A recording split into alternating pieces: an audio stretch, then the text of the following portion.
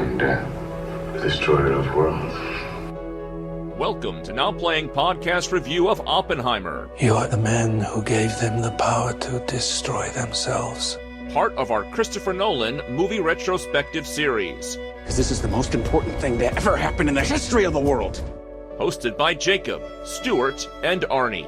Thanks for convening at short notice. Well, here we are. This podcast will contain detailed plot spoilers and harsh language. What can I tell them? As much as you like, until you feel my boot on your balls. We hope you enjoy the show. Let's go recruit some scientists.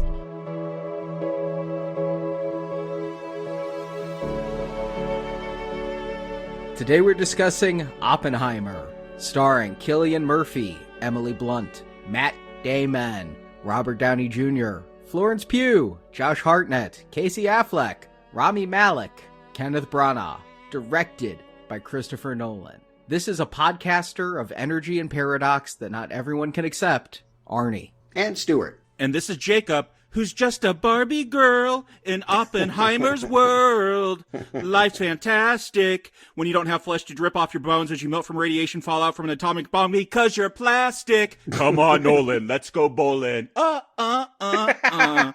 Wow, we could do this all day. Forget the father of the atomic bomb. This is the father of movie memes. You know what? According to our Twitter audience, more people would have liked us to review Barbie this weekend than Oppenheimer, so take that for what you will. I mean, Thursday night, I'm driving home from this movie, and on the radio, they said AMC reported 40,000 tickets for both movies sold for people to see them on the same day. People were making this a double feature. That's strange to me. And there was pink in my audience. I actually am in Chicago right now, and so I saw them in bigger theaters than I normally do. And yeah, people had t-shirts. People were cosplaying. Let me put it this way. I feel like there's a whole lot more Barbie people that are doing Oppenheimer than Oppenheimer people doing Barbie. I'm guessing you're right, because my crowd, when I went to see Oppenheimer, I'm closer to 50 than 40, and I was one of the youngest people there. Mm-hmm. I had trouble seeing Oppenheimer because I bought tickets weeks ago at a DLX theater, Dolby, big screen, not IMAX,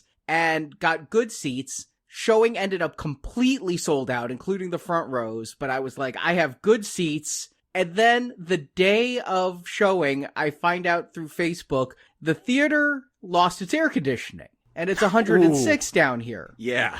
Now, that's not the worst of it. They're working on the air conditioning, but while working on the air conditioning, the fire alarm is periodically going off at the theater, and all the digital projectors are set to stop showing the movie when the fire alarm goes off, so nobody chooses to keep watching the movie instead of leave the building. And so now I'm stuck with a paradox of my own. Do I go to the non-air-conditioned theater running the risk of the fire alarm interrupting Oppenheimer mid-nuclear explosion, or do I go to AMC's IMAX, where only the very front row is available? There's not a single seat of quality left in that theater. And honestly, if it wasn't for Now Playing, my option would have been C, none of the above, wait for a different day to see the movie. I rolled the dice on the no air-conditioned theater with the better seats, and no fire alarms went off, so success.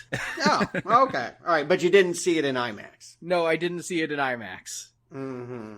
Well, I just want to point out, this is our 12th podcast about Christopher Nolan. 3 years since we did Tenet, whatever that theatrical release. That one was more stressful, Arnie, I gotta say. However much pain you might have gone through. Literal life or death situation going to see Tenet. Yeah, that was my first time back in a movie theater. I remember being very distanced from my audience and feeling weird about it. Are we back at The Aviator, though? That's what I was wondering and thinking about this movie. We don't cover a lot of biopics because, well, I don't think any of us are huge fans, but it depends on the subject, right? And because we traffic in a lot of franchise movies, we just don't have the opportunity that often. But Aviator, for people that don't remember, it's a Leonardo DiCaprio Scorsese collaboration we covered a long time. Arnie lost his shit. He called it an overlong vanity project.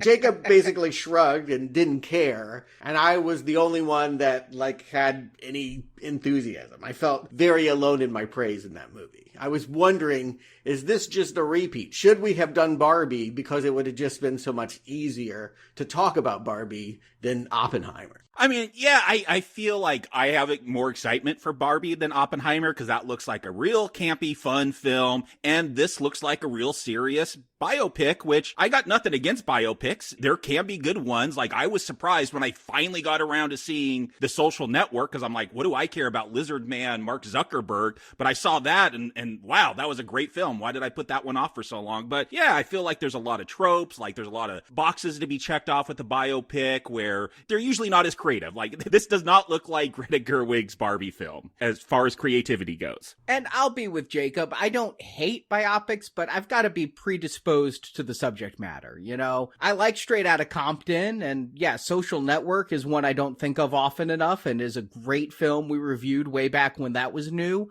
And yet, last week we reviewed Mission Impossible Dead Reckoning, the film I was most looking forward to this summer. And now we're at the film that I'm looking forward to least this summer. I said I'd pick C, none of the above, for seeing Oppenheimer on opening night because of the problems. If it wasn't for Now Playing, I'd have picked C, none of the above, to never see Oppenheimer. Never see it? Never see it. Look at this movie. Let's check off the boxes of why this movie is not made for Arnie.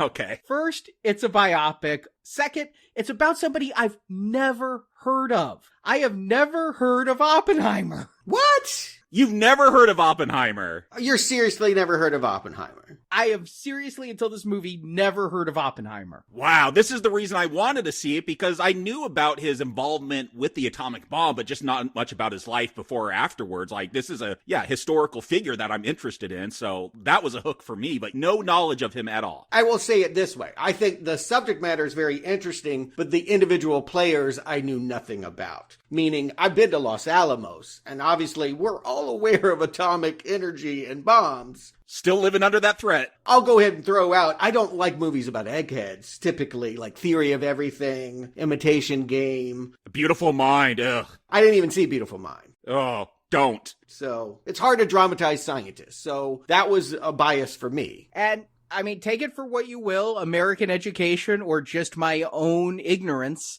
but I thought the atomic bomb was developed by Albert Einstein, so... Wow!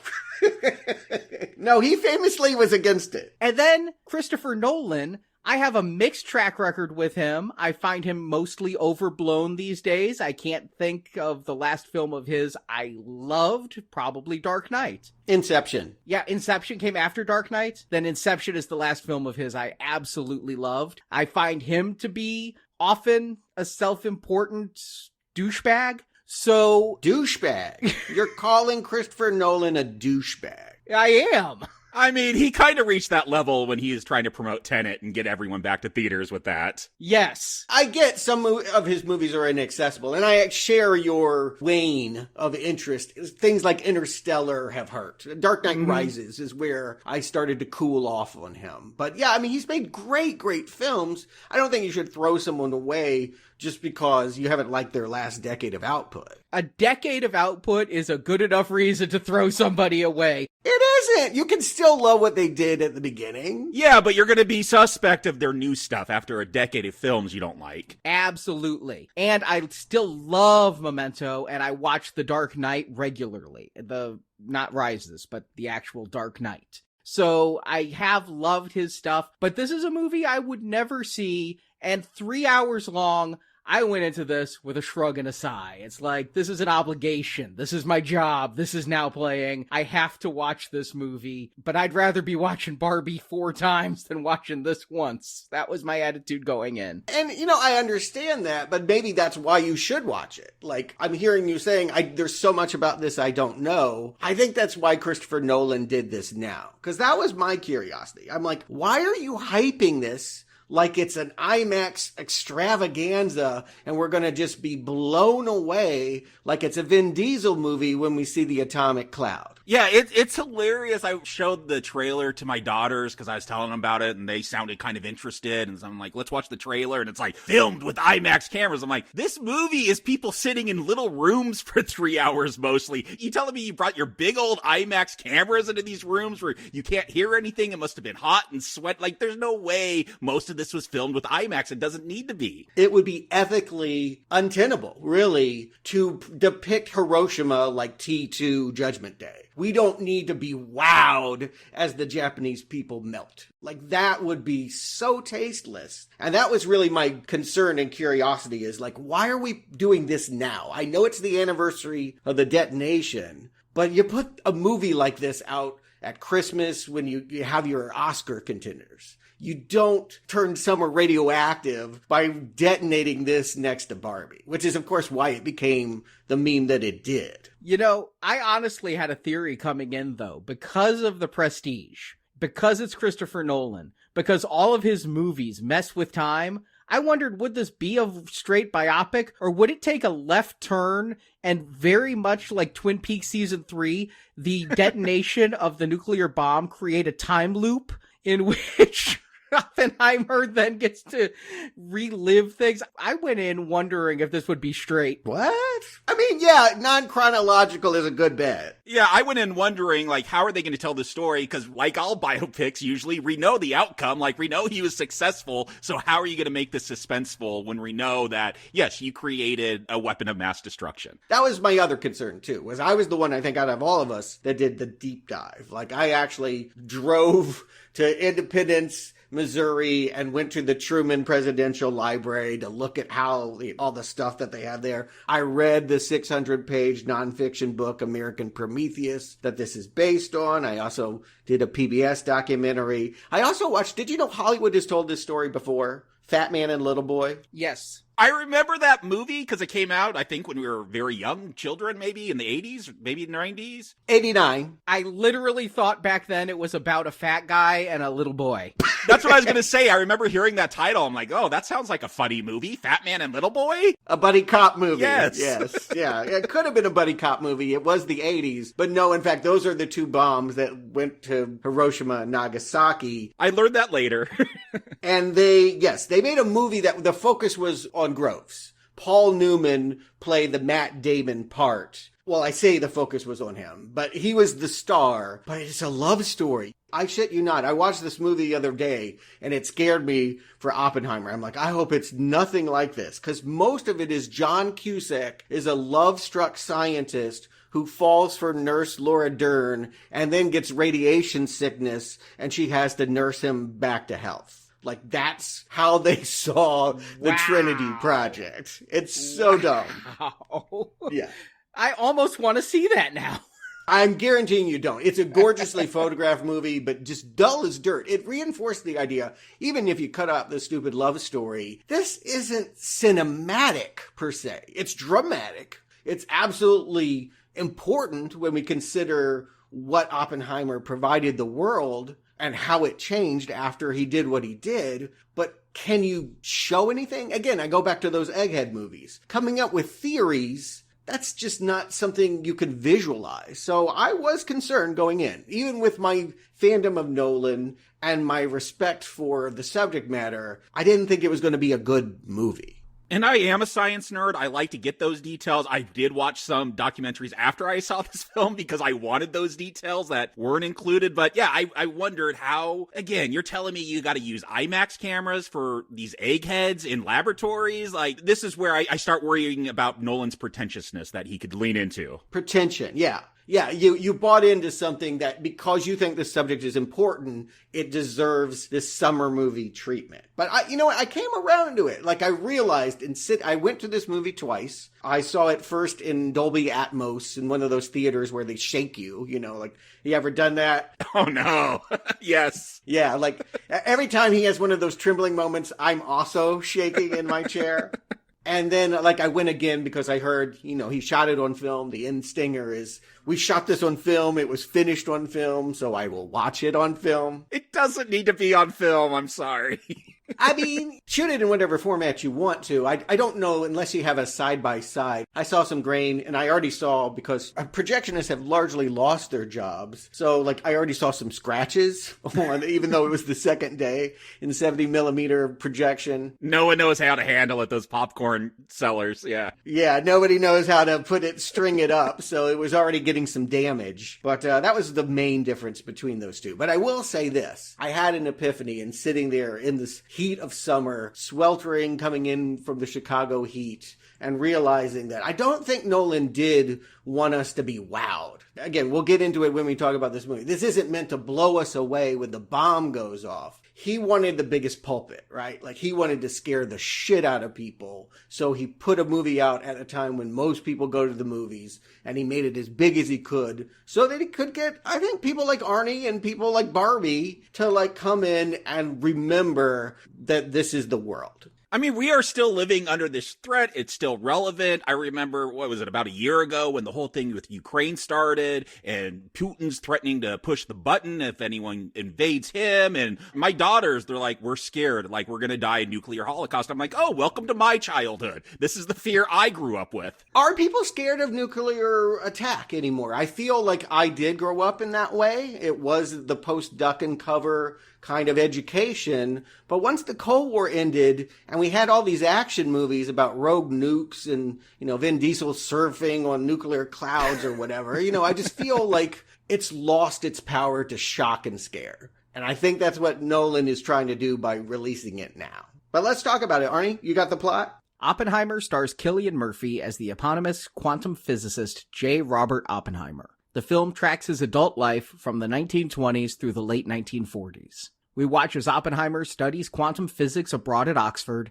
He then returns to the States and becomes a physics professor at Berkeley, which is the role he held when World War II began with the Nazi invasion of Poland. We see Oppenheimer's personal life. A left-leaning liberal, he dabbles in communist politics. He also has a toxic relationship with communist Jean Tatlock, played by Florence Pugh. But he ends up impregnating and marrying a biologist named Kitty, played by Emily Blunt, and the two eventually have 2 children together. When news reaches the States that European scientists have split the atom, Oppenheimer realizes the possibility of that new technology being used to create a super bomb. And, indeed, the U.S. military comes knocking on Oppenheimer's door in the form of General Leslie Groves, played by Matt Damon. Groves hires Oppenheimer to lead a group of the Allied side's best scientists to create an atomic bomb. They set up a working base in Los Alamos, New Mexico. But someone at the base is a spy, feeding Russia progress reports on the new American weapon. Eventually, the scientists create the bomb and successfully detonate the world's first nuclear explosion. Having created 2 more bombs,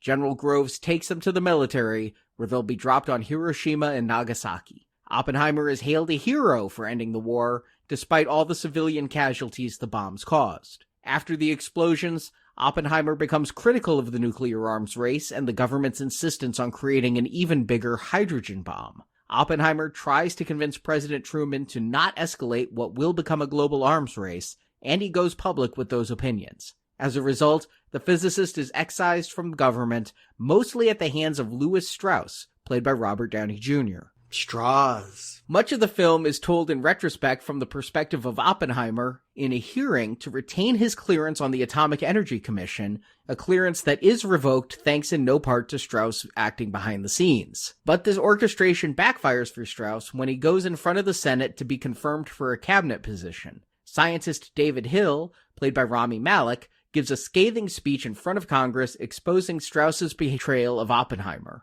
This causes Strauss to lose his cabinet position nomination. And we end seeing Oppenheimer talking with Albert Einstein, wondering if his invention will destroy the world, as credits roll. Now, you did a good job, I think, of taking a very dense, complicated, non-chronological movie. There's about 30 characters you left out. And giving us the basic chronological facts of it all. But I'm going to just want to preface everything by saying, yes, this is a Christopher Nolan movie. He's not going to look at things non-chronologically. And it's, I think, for anyone, going to be a challenge in one viewing to absorb this movie. I will give a helpful tip. There is one thing that I always do. I feel like great directors, when they make complicated, intricate works, they all subscribe to the same idea. You have to reduce your movie to an opening image. And one place to start always on a movie that's hard to talk about is what is the first shot? And here we see ripples, chain reactions, water, droplets in a pool. It is, in some ways, defines Oppenheimer, right? He's not the originator of all of this. Einstein got the ball rolling. Other people would make the hydrogen bomb. He is not so much the creator of our mass destruction as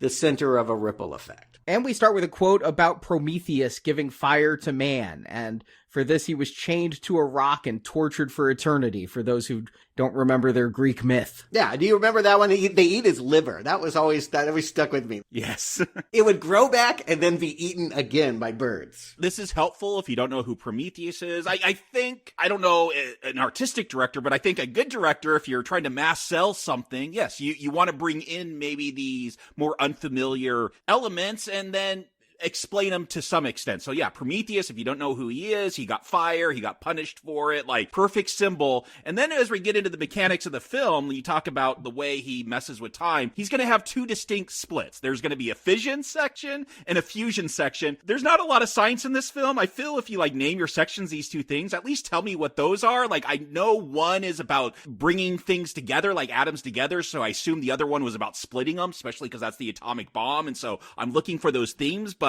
I gotta imagine a lot of people don't understand these. I barely understand them. And like, yeah, if you're gonna frame your story this way, give me a little bit of understanding. So I'm not like trying to guess, why are you doing this for 3 hours? And I am struggling to remember my high school science classes where we discussed fission and fusion. I knew it once. I think you're right about fission splitting it apart, fusion bringing it together. And then also, though, those titles don't come back, but one of them is filmed in color and the other one in black and white. Yeah, let me help you out at seeing it in two viewings. I'm not a scientist. I'll be like Robert Downey Jr. I'm more like a shoe salesman that's stumbling into a scientific world. I don't know fission and fusion. I do think one is about splitting and maybe one is about implosion. What we are given is two different stories of two different men that are similar. We have two Jewish men working with atomic energy who are being put on trial. Well, technically it's not a trial, but they are being judged by a panel. And we will see how they are similar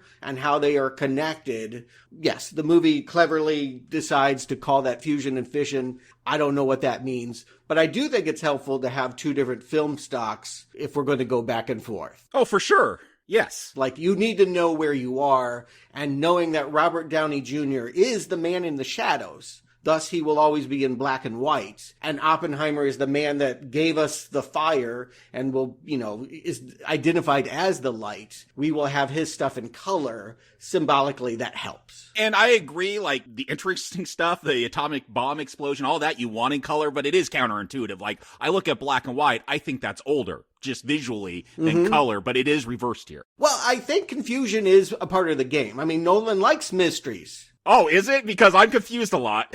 No, I think, again, Memento, we're not always supposed to know what's going on. He likes to have us always reaching out into the darkness. And again, this movie, I want to really stress that. This movie would be really dull if they said, let's just tell it in the order that it happened. That is not an interesting story. By setting it as two different people who are fused together in this weird way you have to untangle is a compelling mystery for me. And I wonder, I already knew, but I wonder in watching this first viewing with less information, would you know that Robert Downey Jr.'s, I will call him Straws, he pretentiously, calls himself Straws instead of Strauss. Would you know he's the villain? I mean, he's right here at the beginning saying, I'm going to be crucified in my hearing for what people think I did to Oppenheimer, but I'm innocent of that. Yeah, I didn't realize he was the villain or that this movie would have a villain until the third hour of this film. For the first 2 hours,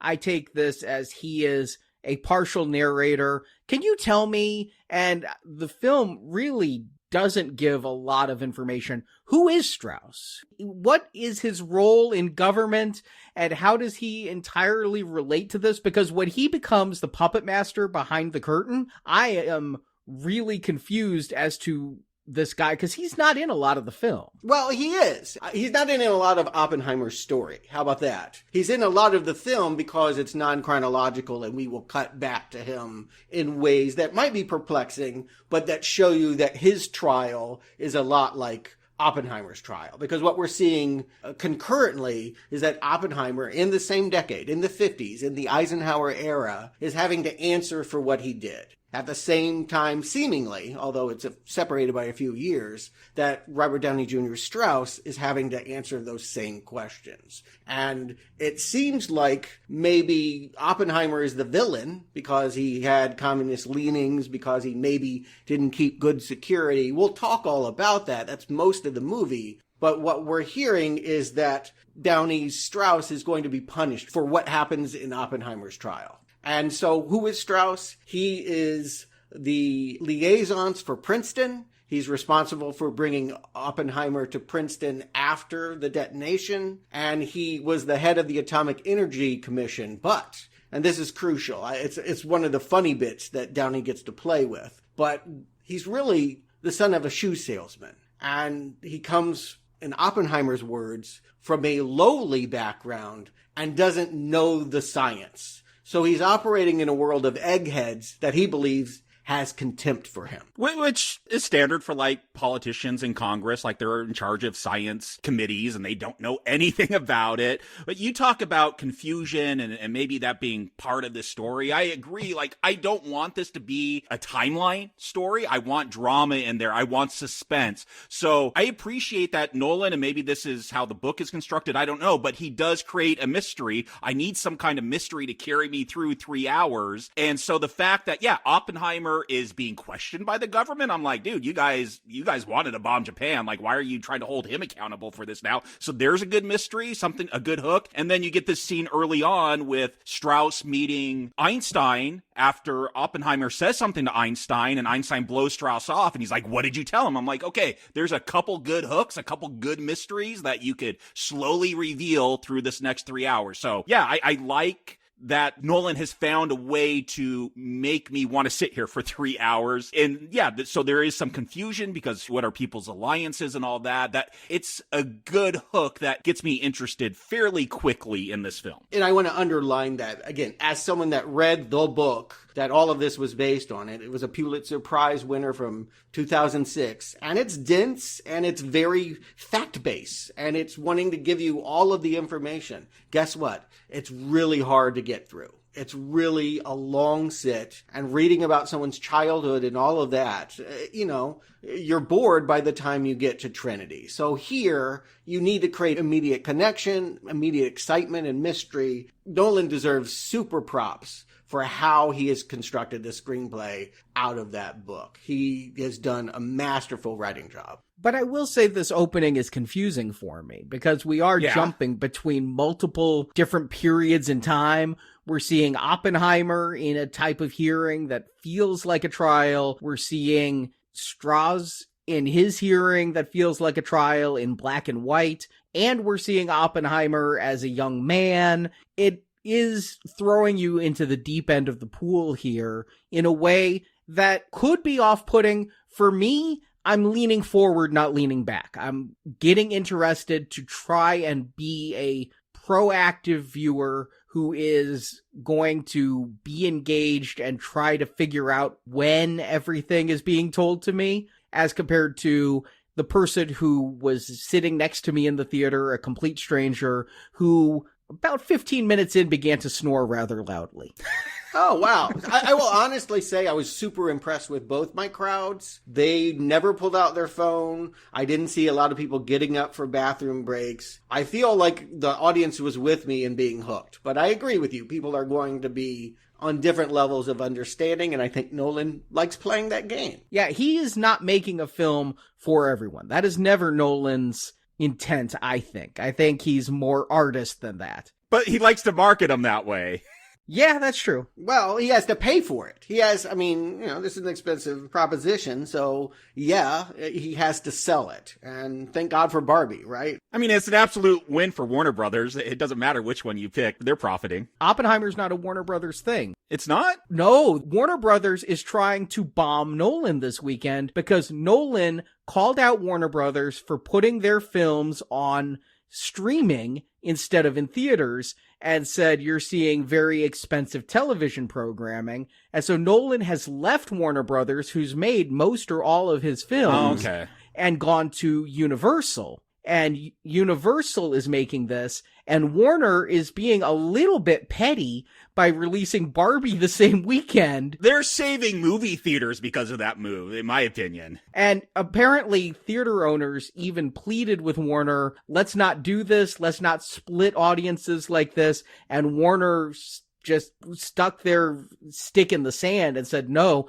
So this actually feels like a petty rivalry between one of America's biggest directors and one of America's biggest film studios. This is an Oppenheimer-Strauss situation. Yeah, I feel that. That's cool. Anyway, I have a helpful tip in case you are swirling around, kind of like our main character, looking at puddles of water and seeing, explosions and particulate and not knowing what the hell to do. The movie is mostly structured around questions about character. And the first question that I hear, and the way that it starts to follow a more chronological flow, is, why did you study abroad? If Oppenheimer is standing on trial for how he might be connected to Russia and communism, their first suspicion is, as a young man in your 20s, in the 1920s, instead of staying in America, you went to Europe, and that was where you got your education. Why? I do love, calling back to The Aviator, one of the things I did love about that film, I always like when someone has to stand up to the government, like in a hearing or a trial, like that's always fun. So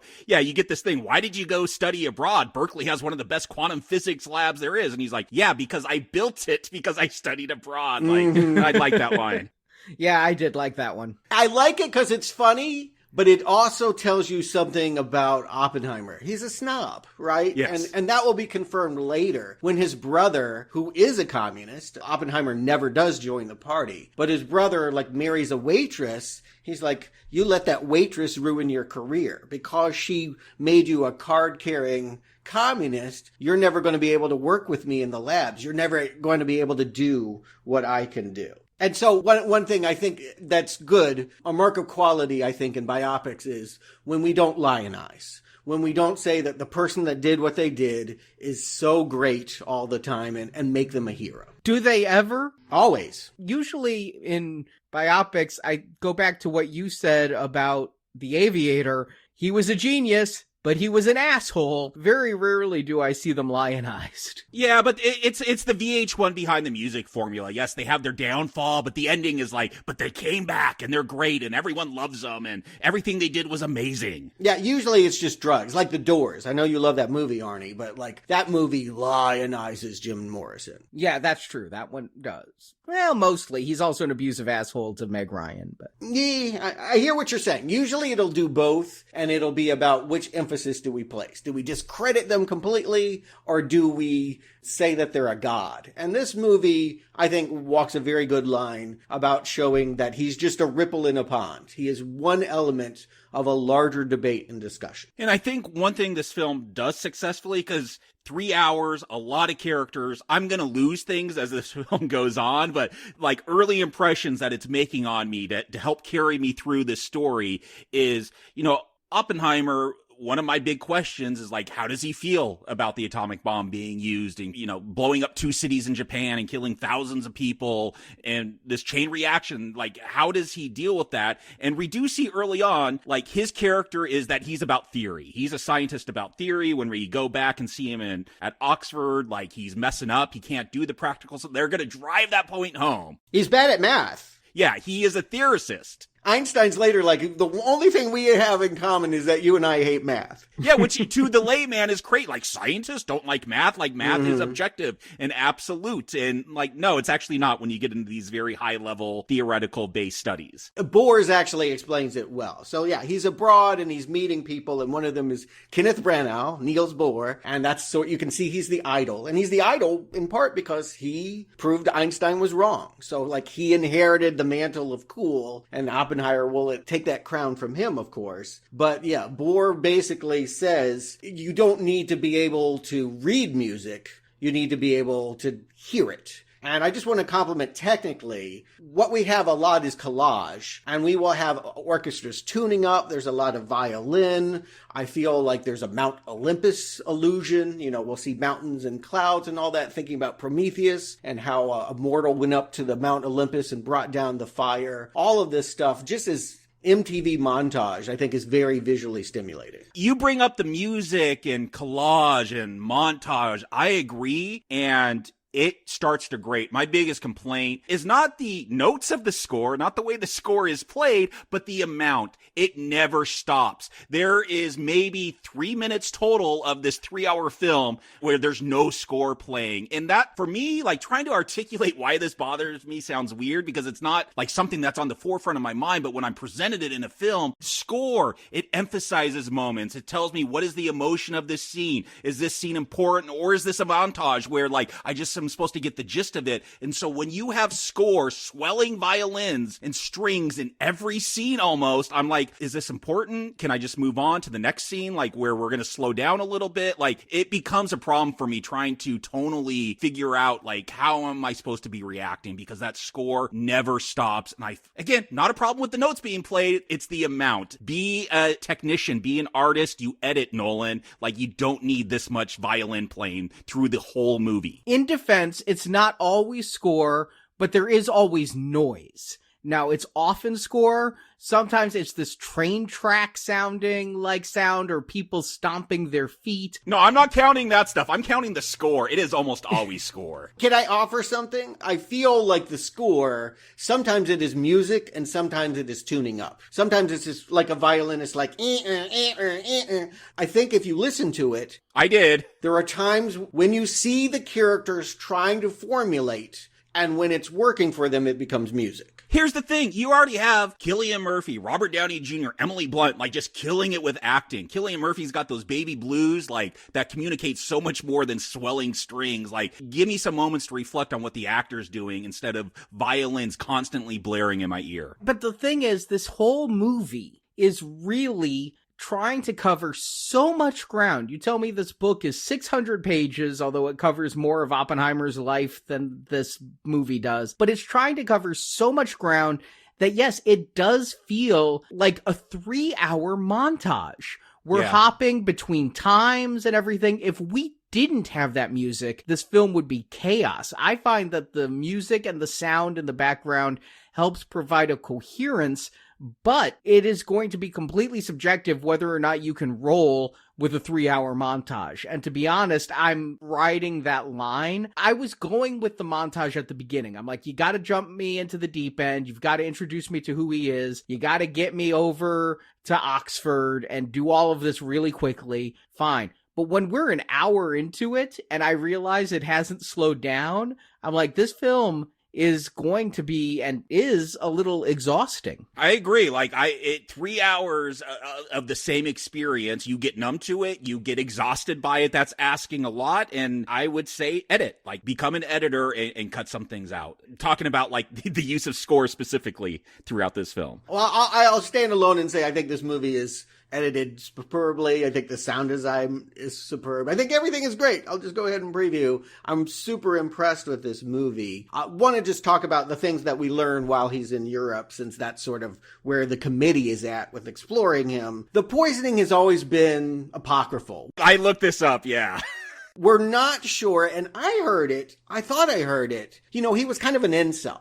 The thing is that he couldn't connect with women, and there was a story about how one of his friends came up and said, hey, I'm going to get engaged, and he beat the shit out of him, like just because, like, how dare you have a woman and I don't? Wow. I thought that he poisoned the apple to kill a female tutor. That was the way I remembered it. Now, keep in mind, I crammed all of this information in pretty fast. I might have gotten that detail wrong, but it was at a time when he had a lot of issues with women. And I will offer this. This movie dramatizes his guilt as dead women. That will be the image that plays throughout. It ends up being this kind of snotty teacher that wouldn't let him go to the Niels Bohr lecture. I think they changed history so that they could just get to Niels Bohr and see how Niels Bohr is influential to Oppenheimer. Yeah, and the fact that he was actually almost kicked out of Oxford for this, but he's got money. He comes from money. He's got rich parents, and they bought his way to stay in and not be arrested. Like, yeah, they gloss over a lot of the privilege that got him to where he was. Oh, yeah, no, he definitely came from privilege, and he had been lecturing. I mean, another interesting little childhood detail we're not going to see. He was, by 7 years old, like, educating fully grown people on science. He was a genius in that way. Like, he grasped things very quickly, and in lots of subjects, like, he was really good at poetry. Like, we don't even talk about that. He ends up being very bullied for that. Like, you can say he's privileged, but the interesting thing about him is that other kids hated him and beat the shit out of him, and yet he would never fight. He would never speak up. And I think you see that tension later in his marriage. But while he's traveling around here, yeah, maybe he poisoned this teacher, maybe he didn't. He meets Heisenberg, who is a student of Niels Bohr. Yeah, not Walter White from Breaking Bad, just for maybe our younger fans. Heisenberg takes a very different meaning these days. Oh, okay. All right. You're educating me. But no, Heisenberg principle, I know that's something to do with science. I don't know science. But yeah, he's a bigwig, will be a bigwig, but he's a German. I like the way that it's framed. The committee's obviously looking at this as like, what did you learn from him? What did you, like, what is your affiliation? And the truth is, they look like they could have been friends. This guy is like, let's publish together. Let's work together. It's politics that will keep them apart. That Heisenberg goes to work for the Nazis, and Oppenheimer obviously comes to America, and they work on the same project separately. Yeah, I think is an interesting turn. Yeah, I wish there was more of him in it. I know this film is called Oppenheimer, but being introduced to him here becomes a very intriguing moment that I thought we'd find more of this character. Well, you never met him again. I mean, that's the thing. It's like, we never met again, but you could say our paths crossed, is kind of the way he puts it, which is an understatement, to say the least. And there's a lot about this that's wry and very Nolan, maybe understated in a point that people don't get the jokes. I was laughing a lot in this movie, but I felt alone in that. This is also where we meet his Jewish consciousness, that Oppenheimer is a Jew. We will, in that scene with Robert Downey Jr., that early one with Einstein by the lake, he has that great line. You can pronounce it Oppenheimer or Oppenheimer, and people always know I'm Jewish, which was also a way of telling straws, stop being straws and just be Strauss, right? Like, don't hide who you are. Don't be in the shadows. But this is where, on the train, he meets Robbie, his New York Jew friend.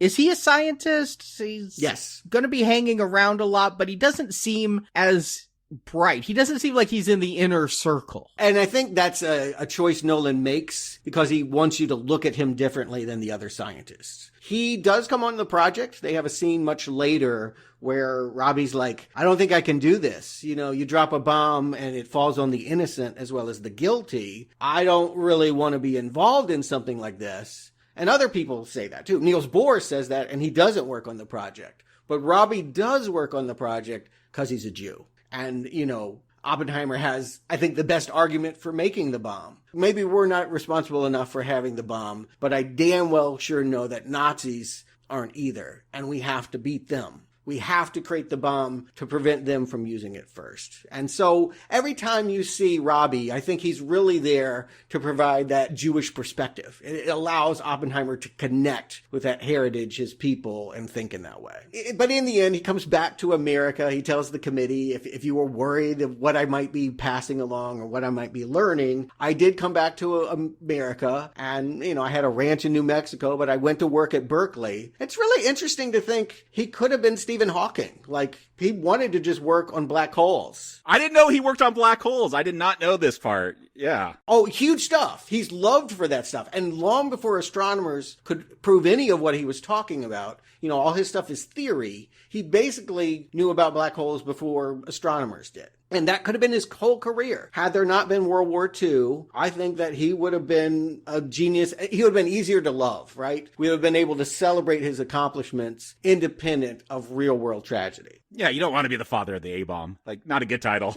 You see that. I mean, I think we wrestle with that in the movie. But again, what happens? We publish a paper on black holes same day Hitler invades Poland. So nobody is talking about us. This is not work that matters. You can see he wants the new physics. I don't want to be Einstein. I don't want to live in the past. I want to be progressive. So this is the way, right? The way to have an impact is to go to work for the government. And it's interesting, politics this is the next question for the committee of like, are you affiliated with the Communist Party? This is a big reason as to whether he can come on to the bomb project or not. I do wonder, as we get into this section of the film, does Nolan like regret putting so much pro-labor, pro-union stuff in here? Look, they're all for it, but the happenstance that a strike happens just as this film's coming out, the actors can't promote it. Like, I did think there's a funny irony going on. Oh, there is. Yeah, for sure. Yeah, and I forget that pre-World War II, communism wasn't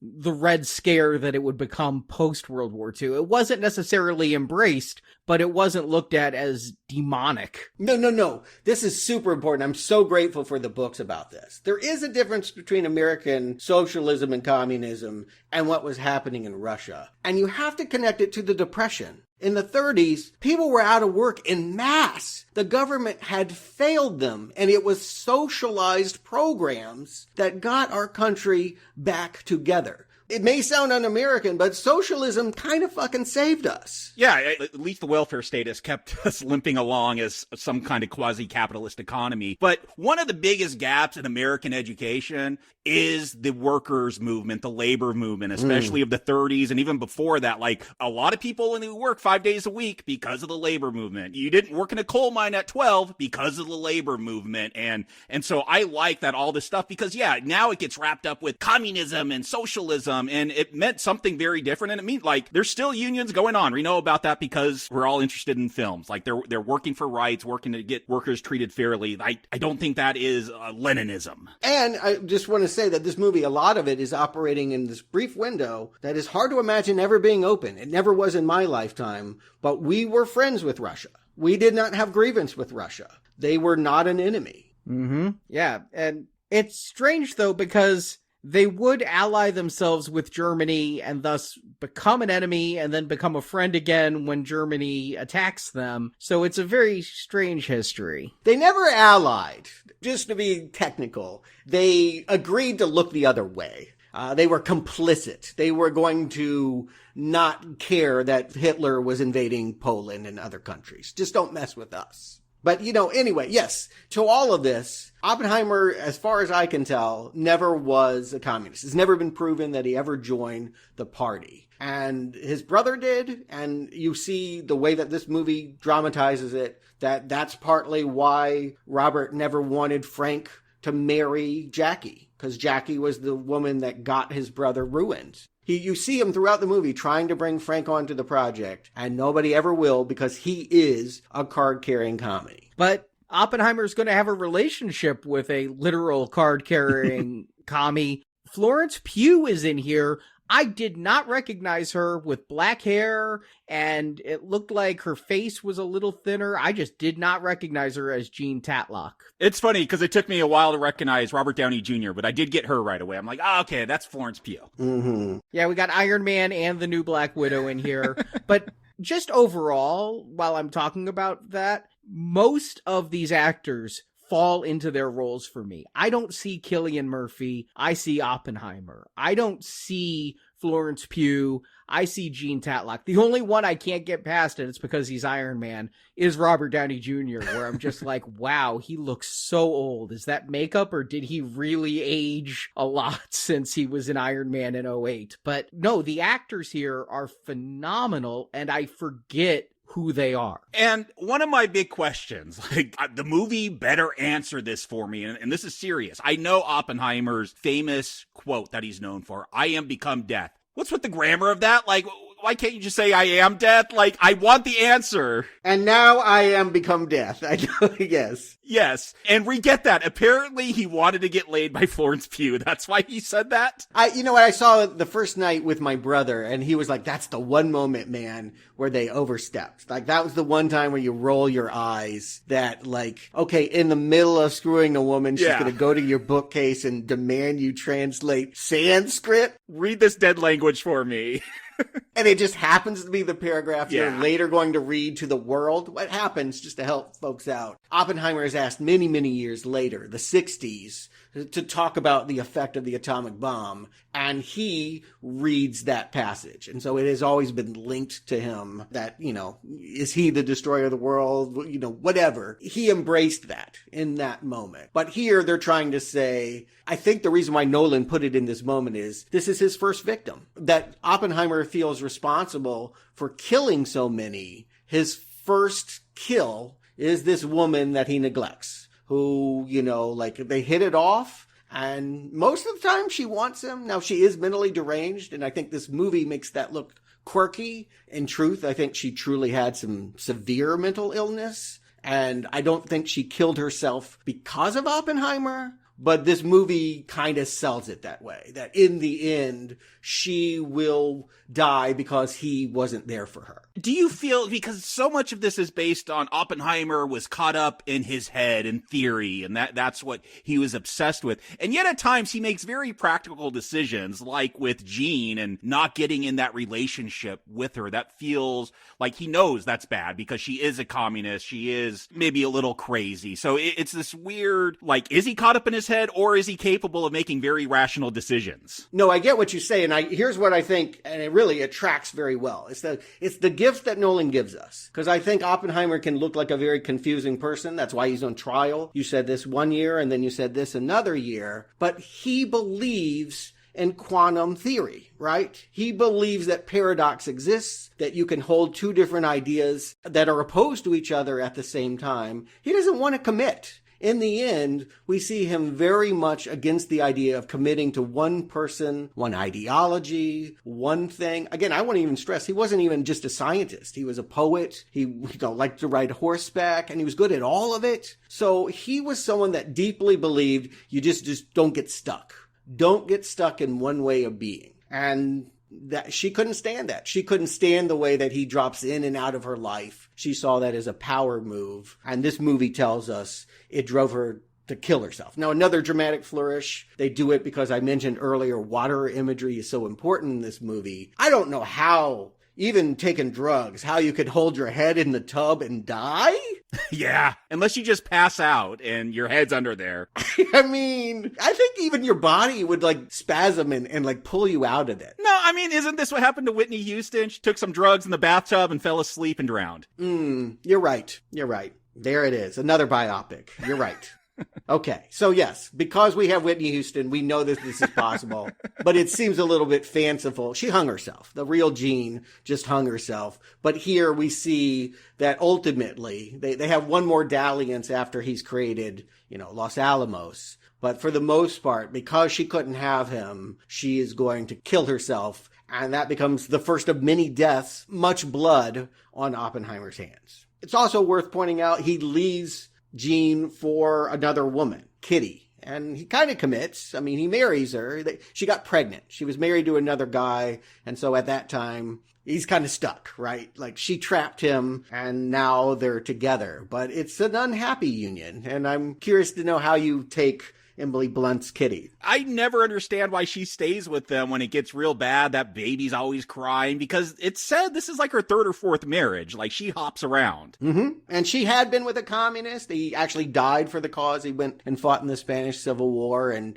with the Reds and died. So she probably did have a card. Later it'll be asked, can we see your card? She probably had one. She said 18 years ago she was one. Yeah, but I think losing a husband to a cause hurt her bad enough to turn against that cause. I think she's sincere in saying, I left that party in 1936. But yeah, I think one thing that the literature I read helps me contextualize Kitty is that she was brilliant. She was a biologist. She could have gone and had her own career. And by being the wife of Oppenheimer, she couldn't have any of that. She became a housewife instead. And I think that she deeply resented it. I mean, you see her just descend into alcoholism because she doesn't want to take care of that baby. She doesn't want to be a mom. I'm curious, Jacob, did you get all of that Stuart just said from the movie? Because I got that she was an alcoholic and a bad mother and didn't like being a stay-at-home mom, but I can't say on one viewing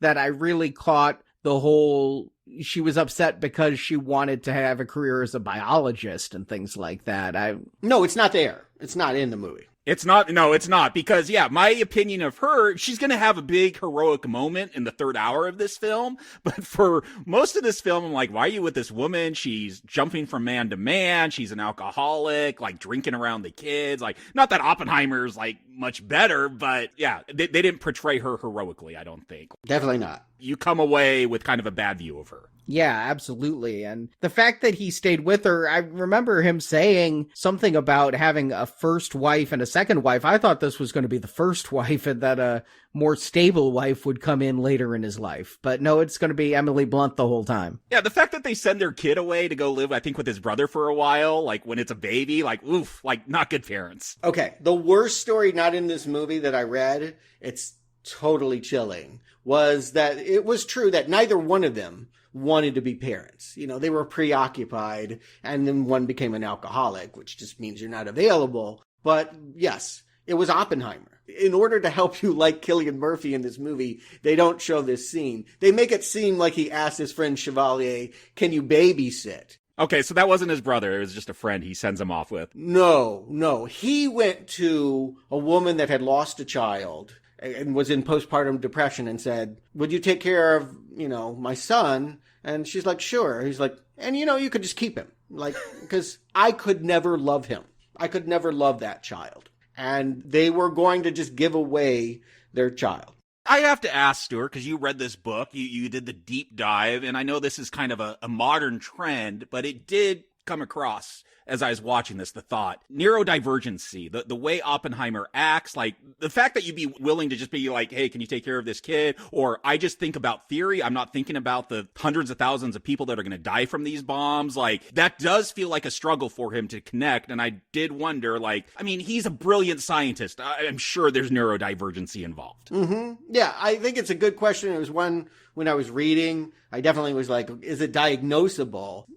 He's somewhere on the spectrum. For sure. But I wouldn't say autism because he was so flirty, because he did have so many relationships, and he ended up getting good with people. I think we see some of that. When he opens that lab in Berkeley, it starts with one student. But by the end, he's got a thriving throng of kids around him, and they're fans. Like, they want to be like Oppenheimer, and he's actually good at lecture and will learn Dutch just to lecture when he's over there in Amsterdam. And I know Nolan's telling me that when Oppenheimer gets recruited, it's because he's a great manager. He could get people to work together. Did you guys feel that during these scenes? Like, I see that Nolan's telling me that he's getting the unions put together with the students and the different labs, and there's more students in his classes, his lectures. Cillian Murphy's great, good performance. I don't know if I see that spark that would draw people to him in this film. I think people are drawn to him.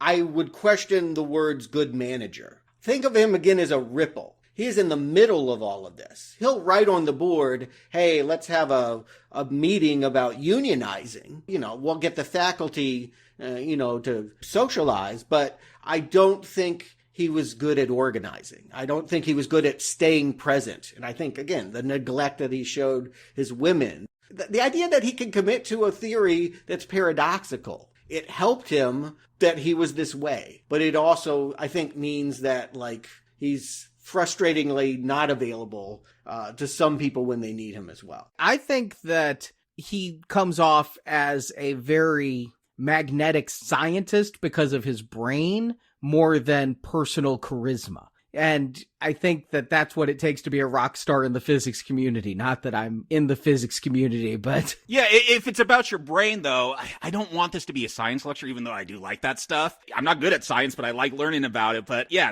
there's not a lot of science here. Even when they get to putting together the A-bomb, they're going to use some marbles to teach you something, but I don't feel like I really understand the process. And so what attracted people to this guy as a scientist? Again, I see it, I don't feel it with how Nolan portrays it. I mean, it's one of the questions the committee is asking. If this guy was such a commie, why the hell was he even brought into this project? His lab, which is theoretical, is right next to the experimenters, which is run by Josh Hartnett. And Josh Hartnett basically tells him, look, they're coming to me for this A-bomb project, and if you want to be on it, you're going to have to stop unionizing. And he does. He makes that calculation to come on board because, again, he wants to do something that matters. But really, ultimately, the fact that he's the head of the project is because of Matt Damon. This is where we bring in Groves and ask the question, what were you thinking? And I do think they have a really fun tete-a-tete when they first sit down. And it's like, some people said you couldn't run a hamburger stand. You know, like some people would want, you know, you not to talk to your underlings that way.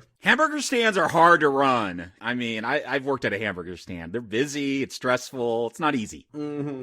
Yeah. You're not a general. Well, they'll make me one for this. You think they're going to give you a Nobel Prize for building an A-bomb? Well, Alfred Nobel invented dynamite. I think this movie's kind of funny. If you just like listen to what's going on here. I know that the subject matter is stark, but I think Nolan has injected wit. That if you listen to these eggheads, they're kind of funny. And for me, turn off the soundtrack, turn off that score. So yes, that would draw attention to the lines. I'd be leaning into them more. The fact that music's playing, I'm like, okay, is this the meet cute for these characters before we get down to the serious stuff? That's all I'm saying about this score that constantly plays. It makes it difficult to determine what is important for me. I still think that without the score, we'd have just these choppy scenes. The score is the glue that holds this together. This is like a photo album, and you have to have photo pages with the glue to keep them in an order. But it is at about the 1 hour mark that Matt Damon comes in. And so we've had an hour of Oppenheimer pre-Los Alamos. And then at the 1 hour mark, we're going to have an hour of Los Alamos. I was checking my watch every once in a while, just curious how the pacing was going. I wasn't feeling the length. I got to say that. And on a 3 hour film, sometimes you can really feel that length. I didn't feel the length, but it's a third of the film is the commie years and the Florence Pugh years, and then a third of the film is going to be how we built a bomb. Yeah, which is why we came here, right? Like, that's the one thing you'll know. You may not know about, you know, communist prosecution. You may not care about early life. I know I don't. But yeah, we're definitely here to know, how did he grab the fire from the gods? How did he pull this thing off? This guy that, might have scientific magnetism, who can get people excited with his ideas. How is he actually going to lead this team connected with the U.S. military? It is kind of a buddy film. Like the commie and the drill sergeant are going to try to like make this impossible device. I wish they had more time together. It'd be my thing. They,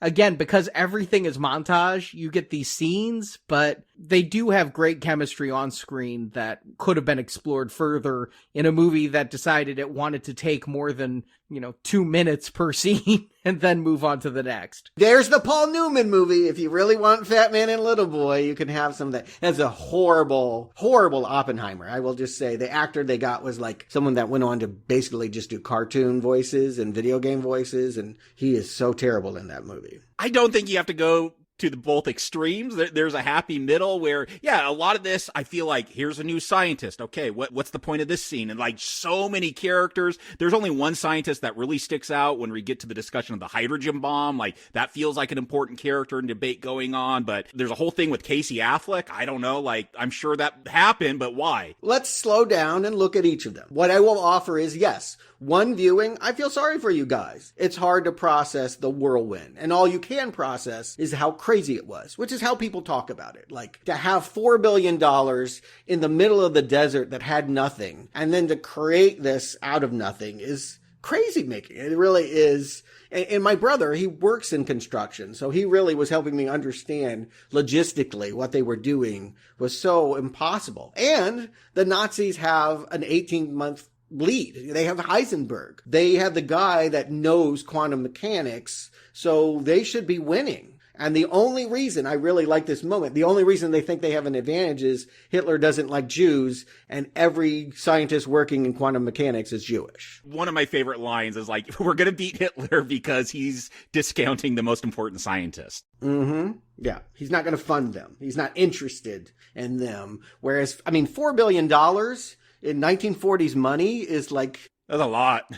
Oh my God. Can you imagine throwing out on this whim that maybe these guys will come up with this weapon? Maybe. But again, it all started with this scene. It's actually a scene between him and Gene. And this guy runs out of a barber shop that's a coworker. And he's read that the Europeans know how to split uranium, like the atom that seemed, like it's a funny moment because Oppenheimer's like writing on his chalkboard, I've proven that it's not possible. And then in the next room, Josh Hartnett's like, we've proven it's possible. Again, quantum mechanics, the paradox. Yeah, they got a blip on some kind of reader that you think splitting the atom is much more dramatic. No, it's just a little blip. That's the only way we could see it. Yeah. So then it becomes a question of how do we get everyone on the same page? And compartmentalization becomes this buzzword and this trap. It's part of the tension between Matt Damon and Oppenheimer is that Groves is like, you got to keep it separate. They end up having like these 5 different places. I think it's San Francisco, Chicago, Los Alamos, somewhere in Tennessee,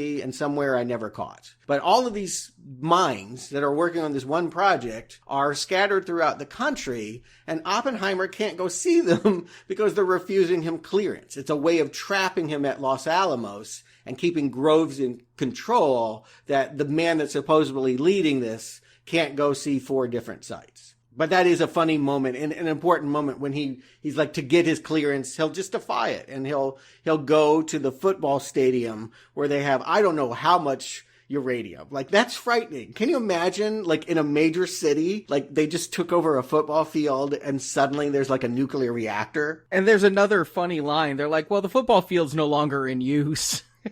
Right. But I can imagine the people, the community that's nearby, again, that don't know that any of this is happening. Again, that's a question for the committee. Where is the safety standards? Where is the security clearance? We will know that one of these scientists, Fuchs, ends up being a spy for the Russians. Like, that gets said, that he comes in and like he's labeled British, but that was just because he was German. And in the end, he doesn't have alliance to America and sells us out. Yeah, that's something that comes around at some point in the second hour, I think, when we're jumping timelines, and Robert Downey Jr. Strauss will reveal that to us, that there is a spy, that this has gotten out to Russia. And so I'm like, oh, okay, is that now? Because what is the through line here? Is this just a biopic? Here's historical event to historical event. Even then, you want to come up with some thesis of the guy and some kind of drama. And I thought they had done that, but then they throw another wrench in here that, like, no, this actually got out. There was a spy. So now I'm like, great, you've introduced 100 characters and now I got to play a guessing game. Like, I got to solve this mystery. Well, you could try. Fuchs is there. There are a few scenes where we see somebody walk off from a project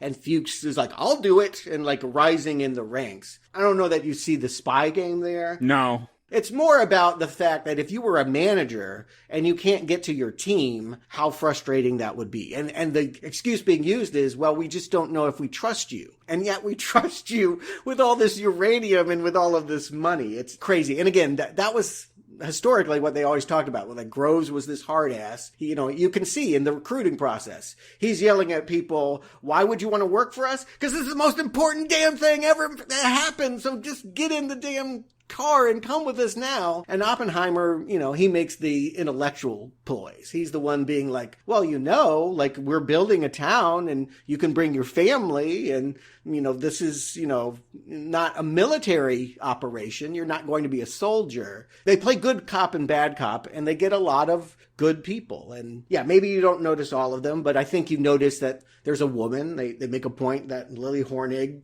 she's mistaken for a secretary, but she gets to join the team. That's pretty progressive. I wish she had more time. There's like 3 lines in the entire movie about her. Yeah, they wanted to show representation. I mean, again, you'd cut her otherwise. But they wanted to show that diversity and pulling from different areas is a strength. If Hitler thought that there was one master race that had all the answers and was perfect, this is why we have the edge, because we know that diversity is what makes us stronger. But yes, you mention all the scientists. I think Albert Einstein is a famous non-participant. Yeah, people kind of know who he is. Yeah, everyone knows him.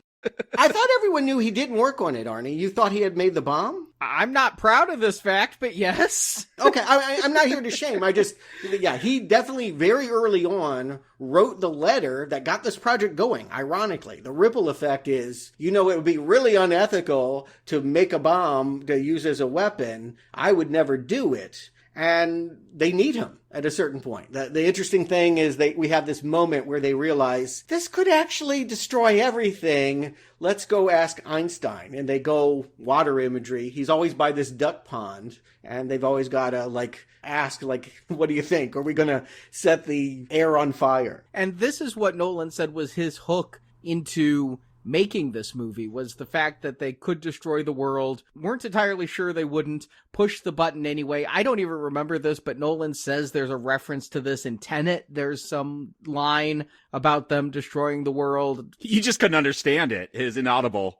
I mean, yeah, exactly. No one understood any of your dialogue in that film. Yeah, improved here. I understood every word being said. So that right there is a plus. But yeah, this is where Nolan got his hook into the story of Oppenheimer. And what a scary thing. Don't you think that they're doing this all the time, like with the Hadron Collider? Like, they're like... I mean, we could be living in an alternate reality. That could have gone wrong, and, this is not our timeline anymore. I mean, anytime science experiments, Oppenheimer can just kind of glibly be like, you can only get so far with theory. Sure, but, we don't want to make that mistake, right? We don't want to test the thing that's going to annihilate us. And it doesn't need to be, world destruction. Again, Hollywood is going through things because of science, because of AI and the problems or challenges that's presenting. Yeah. I mean, anytime we get back to Albert, I think these are good scenes. And again, what he basically says is, if you prove that this is true, you've got the guys. I'm not a mathematician. You'll figure it out. But if you prove it's true, tell the Nazis. Tell everyone. His attitude is no secrecy. You need to let everyone know that this has that potential to wipe us all out. And hope that they can hear that argument. Teller is the one that figures it all out. I gotta give major props to Benji Safdie. Yes. I love him as a director. He's a great director. Yeah, Uncut Gems and Good Time. But whenever he acts, he's just as good. And that he can do this Hungarian Edward Teller thing, I love it. I like his acting better than his movies, I'll just say that. He's very good here. My brother remembers this. He's older brother, 5 years. So I guess Teller became Mr. Wizard. He made a bunch of kiddie, I'm going to teach kids science. But not the actual Mr. Wizard. I mean, but like an equivalent. Yes. That the man that invented the hydrogen bomb then went on to entertain kids with soap bubbles is hysterical to me. But we see that's an early tension, is that Teller is you're right, they have these glass encasements, and they're talking about one being filled with all the uranium they're using. Fat Man and Little Boy, they're different sized glasses. Well, yeah, it ends up reminding of this, but what they say is, I had a second viewing. The one is all the uranium you're using, the other is all the plutonium we're using. Oh, okay. And he's like, well, let's skip all of that. Let's use hydrogen. Now, I'm not a scientist. I don't know what that means, but everyone seems to recognize that a hydrogen bomb is a bigger explosion, a more impactful thing, takes even more lives. And it's a lot easier to get hydrogen than plutonium or uranium. Yeah.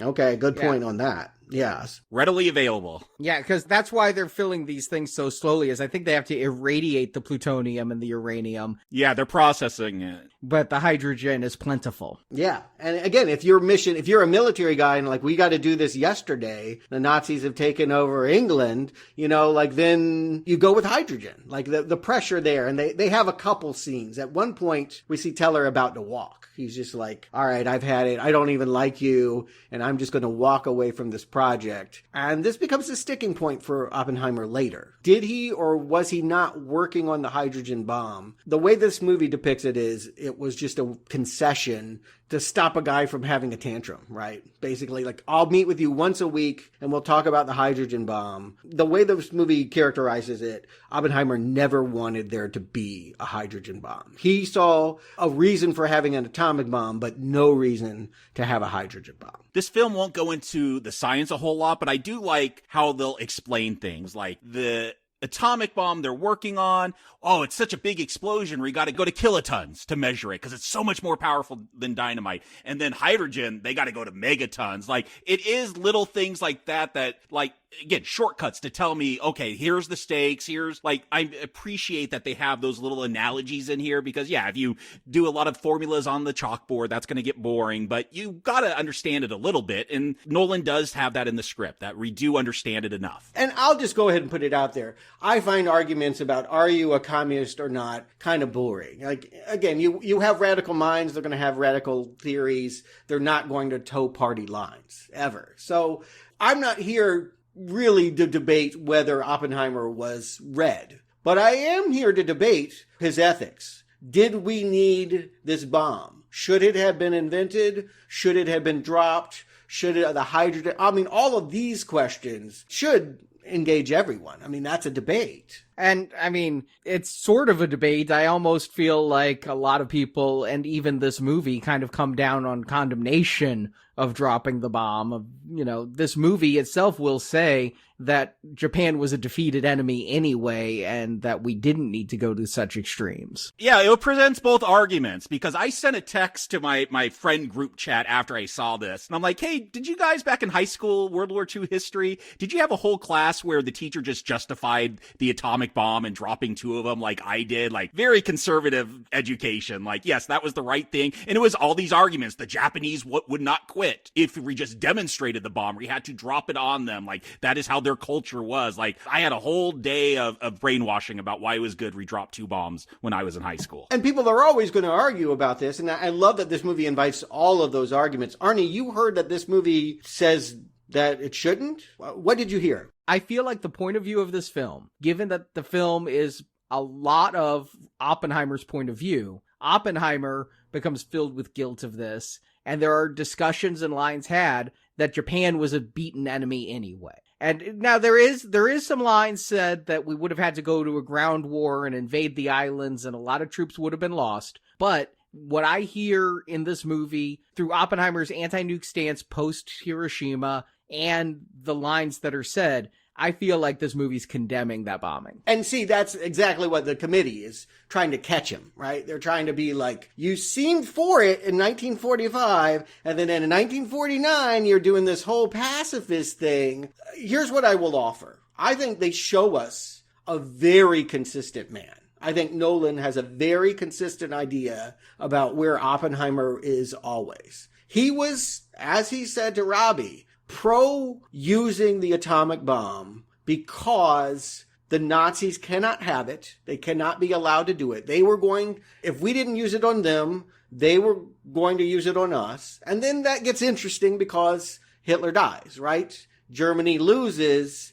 And well, do we keep going on Japan? Like, and I think you see the female scientists being like, now we're the bad guys if we use this. What I hear Oppenheimer say, and he has never expressed any regret about it, we drop it without warning. We put it on Japanese, and we do not tell them ahead of time we're doing it. Because there was all kinds of debates about, like, do we drop it on just a military base? Drop it in the middle of nowhere and film it and just show them? Yeah, we could see it out at sea. They could just look out and see on the horizon. And the belief that they come to, and Oppenheimer specifically, is that they won't understand it. They won't understand the significance of this until it is used. And it's Matt Damon that says you do it twice. Once to show the power, and once to show we can do it forever. And I think Oppenheimer, when he's going through all this, what this movie is telling me is, well, he was asking, like, theoretically, like, this wasn't a practical thing to him. This was just, in theory, how would we do this? And later he's going to have to come to the grips with the reality. Arnie, I would say this would be a much more anti-dropping the nukes on Japan if they don't got to go James Cameron T2 and like have this gratuitous like bombing scene, but like we'll never see Japanese bodies, any of those horrors. We hear a few reports, but there's never the Japanese perspective in this of what it actually did. And let's hold that. That's as separate from where I'm at right now, but it's super important. How they dramatize the testing and the dropping, really great stuff I want to hold on to. But just so we understand Oppenheimer, I think it's really important to understand that he wanted to use the bomb without warning them. You scare the shit out of them because, and this is quantum theory, right? This is paradoxical. You get peace when you drop a bomb. You drop that bomb and no one ever commits war again. He will say that a lot. this is the bomb to end not just World War II, but to end all wars. Because if people can see that that is the outcome, that our annihilation is, the zero-sum game, then no one will ever want to go in that direction again. And that's why he becomes the crusader later, is that you only need to do this once if you're Oppenheimer or twice if you're Matt Damon. But you don't put it in an arsenal and say we can drop it whenever. But that's what happens at the 2-hour mark, is we do get the testing of the bomb. And how was this at IMAX? Is this a reason to see this at IMAX? Were the talkie scenes good in IMAX this far? I mean, I saw this on a big screen and it's visually impressive. I love the cinematography of this film, but did IMAX enhance the explosion? No, and it should not, because that would be immoral to fetishize the power of this. That is the wrong. You don't want a bunch of people going, wow, cool. And that was my fear. That was my absolute fear, is like, why is this IMAX experience? It's not meant to make us impressed. It's a big screen to remind everyone that's there, the biggest audience possible, what we're dealing with. I agree. He does not fetishize it when it goes off during this testing, but he draws attention. Like, this is, I complained a lot about his sound mixing. I love what he does with the sound here. Like, Christopher Nolan can do genius stuff with sound design at times. Like, not always. Tenet was a big problem, but the fact that all the sound drops out now, and it is like, just look at this destructive power that's going on. And then I think like Cillian Murphy, you could hear him breathing at times. Like, that comes up really loud in the mix, and it just this almost ambient sound as you see this explosion, and almost they hold off on the explosion for a bit. They show the reactions of everyone first. Again, not a scientist, but apparently this is the thing. There's something about the implosion effect that it actually prevents it. It's a silent experience. There's an asynchronous, and we see that even in the early testing. We'll see the explosion, and then later it'll go boom, and you're like, oh, did the Foley artist fuck up? No, that's what it's like. Yeah, faster than sound. Yeah, that's sound barrier. Yeah,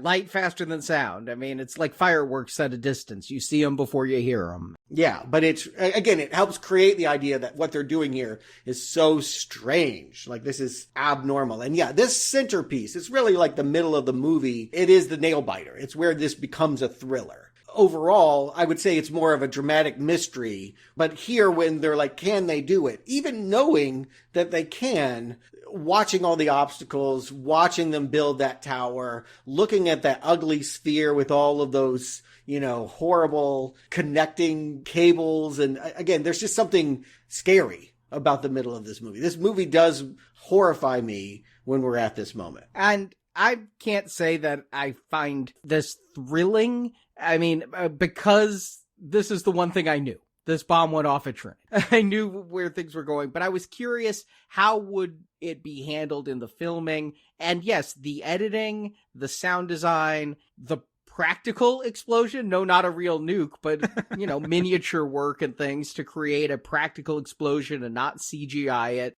I think it does give a bit of a more visceral feel to the fire, and the way I'm just horrified because I'm like, is everybody going to go blind? There's one guy who leaves the bunker to go out and look, and I'm like, is he going to lose his sight? They're putting on sunscreen to protect from UV rays. I'm like, are they going to have 3rd degree burns? The overall reaction is what I'm afraid of. Dennis Quaid's kid is so cool. He's like, I'm just going to sit in my car. I'm not going to wear glasses or nothing. He's got to blink though. He's got to turn away. Yeah. You're jumping to the actual explosion, but it's about 30 minutes of calculating, is this going to work? And there's bad weather. Again, water, all that imagery. Is God going to smite this? They have a deadline, Truman has to be able to tell Stalin at Potsdam that this is a possibility for them. They're meeting and they got a window. It's got to be July 15th that this is all happening. Got to be. And then there's another deadline of if we do this and it doesn't go off right,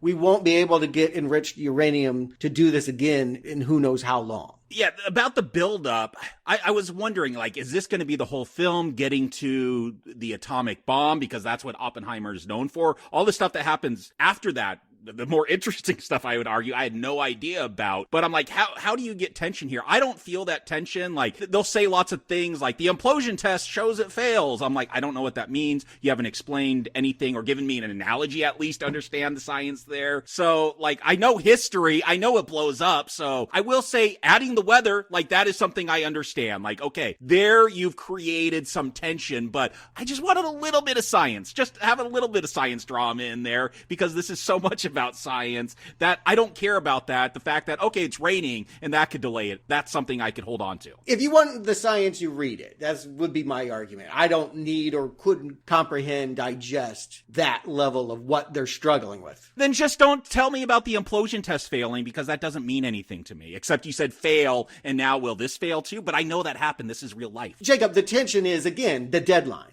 Yes, they can do this. Yes, I know they can do this. But can they do this in a way that is going to allow Truman to set it all in motion? Yes, I know history. Yes, they do that. Yes, okay. Those are major points of history. It is still scary.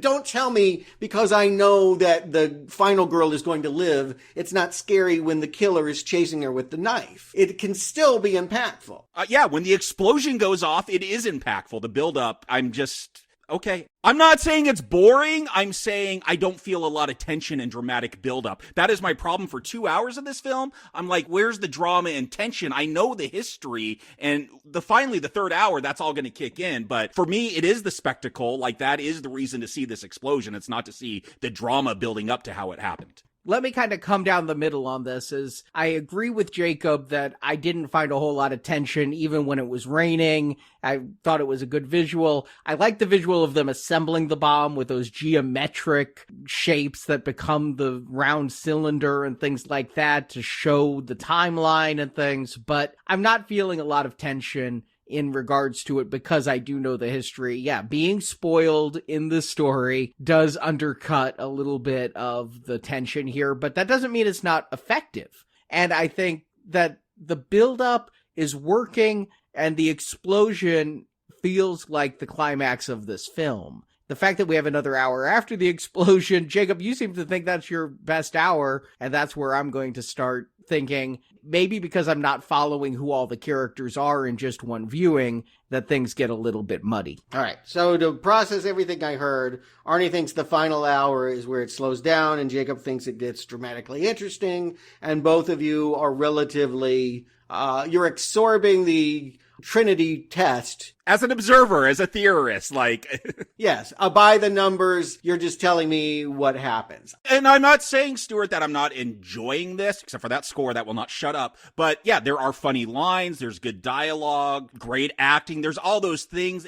To me, and this is always a problem with Nolan, is the emotional. Like, do I feel all of this? Like, I understand, like, I'm reading a historical text, but I don't feel it. Like, I want to feel the danger. I want to feel the conflict of building this weapon of mass destruction. And I don't feel that. And the reason why I do is because it's shrouded in this debate, because we've seen them go to the officials and we have that senator that's just like, yeah, we got a list of 12 cities we're thinking about, but I'm going to take Kyoto off because my wife and I honeymooned there. He honeymooned? No, that's what I'm saying. Those are great moments. Yes, I agree. But again, it's the dread. It's the growing dread of watching the scientists that are so glad that they're close to doing what they need to and then realizing what it's actually going to be used for. We watch Schindler's List knowing all those people are going to be free. It doesn't change the despair. I didn't know anything about Schindler's List going in. I didn't know what Schindler's List was. I knew there was World War II and Nazis and Jews and concentration camps. Okay, well, let me simplify this. If you come to a historical project knowing the history, you can always make the case that there's no tension because you know outcomes. But I don't think that that is what the filmmaker needs to do. The filmmaker needs to put you in the mindset and perspective of the people that were in that moment, in that second. And I feel it. When Cillian Murphy says these things are hard on your heart before that thing goes off, agreed. That, like, all of this buildup is devastating. And I agree with you. There are biopics that I really enjoy, like when Michael Fassbender played Steve Jobs. Like, they take 3 moments in Steve Jobs' lives. Michael Fassbender's not even going to cover up his foreign accent and try to be American in that. Like, there's not a lot of realism. Like, Seth Rogen, like, he's not really trying to play the character in real life. Like, but I get what the emotional, the feeling, all of that kind of stuff. In here, I don't know, because there's so many scientists and so many debates and so many, it all gets watered down for me. You talk about water in this film. It just gets watered down. I again, edit and just to emphasize things more. No, it's a chorus. You want more and more voices. Again, the tuning up, the violins, that it's suddenly the strings are like at this point. And then, yes, that when we actually get to the explosion, total and complete silence. All we hear is Oppenheimer's breath. I thought that was a really new way of doing that. Yeah, that's great. Yeah. And then he, of course, refrain of that line. The only dialogue we get during the explosion is the "I am become death, destroyer of worlds" being said again. Yeah, which he didn't say there. No.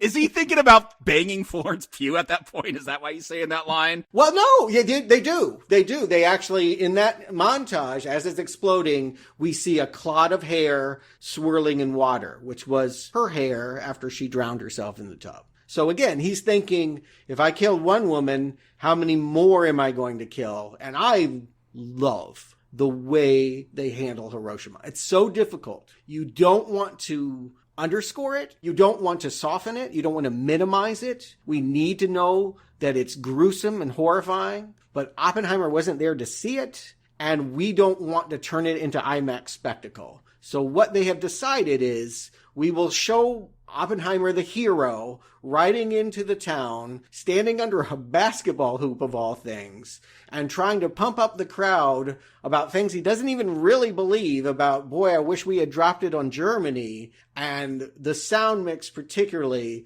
will tell us what's happening in Hiroshima. And I 100% agree with you here. This is what I'm saying. Edit, like, give me things to focus on. Like, this moment, it's great. This tells me so much more about Oppenheimer's conflict with the bomb than all the build-up stuff as he goes in to give this speech. And yeah, he's got to do this pandering, jingoistic nationalism. I wish we could have done this to the Nazis. And like, you could see it in Cillian Murphy's face. Like, he doesn't believe this. He's doing this because, like we've been told, he's this great organizer. Maybe not manager, but organizer. And he gets people excited, and he's just going back to that mode here. And yeah, I think this great moment. I think it's well edited too. I don't know if Nolan just wanted to underline the moment or if he didn't trust Cillian Murphy to completely sell it just through acting. I think Cillian is great in this scene, but all of the shaking and the sound effects, non-score in the background, the stomping of the feet, the shaking of the background, the fact that it's almost like Oppenheimer is in the midst of his own explosion right there, even though he's giving this speech. I just want to credit the editing. I'm hesitant because of how much of a montage it is, but when they do things like this and these kind of use of special effects to underscore moments, I'll just go ahead and say I think Nolan is at the top of his craft here. I really do. I agree with that. I've laid down a lot of criticisms, but I'm not going to deny that there are not moments of brilliance here. And yes, this is something only someone with the artistic ambition of a Christopher Nolan would bring to it. And a mystery gets solved, too. You mentioned the stamping of the feet. We've heard this chugging sound for the first 90 minutes and wondered, I just thought it was a train approaching or something. You know, there's been so many scenes of people talking on trains.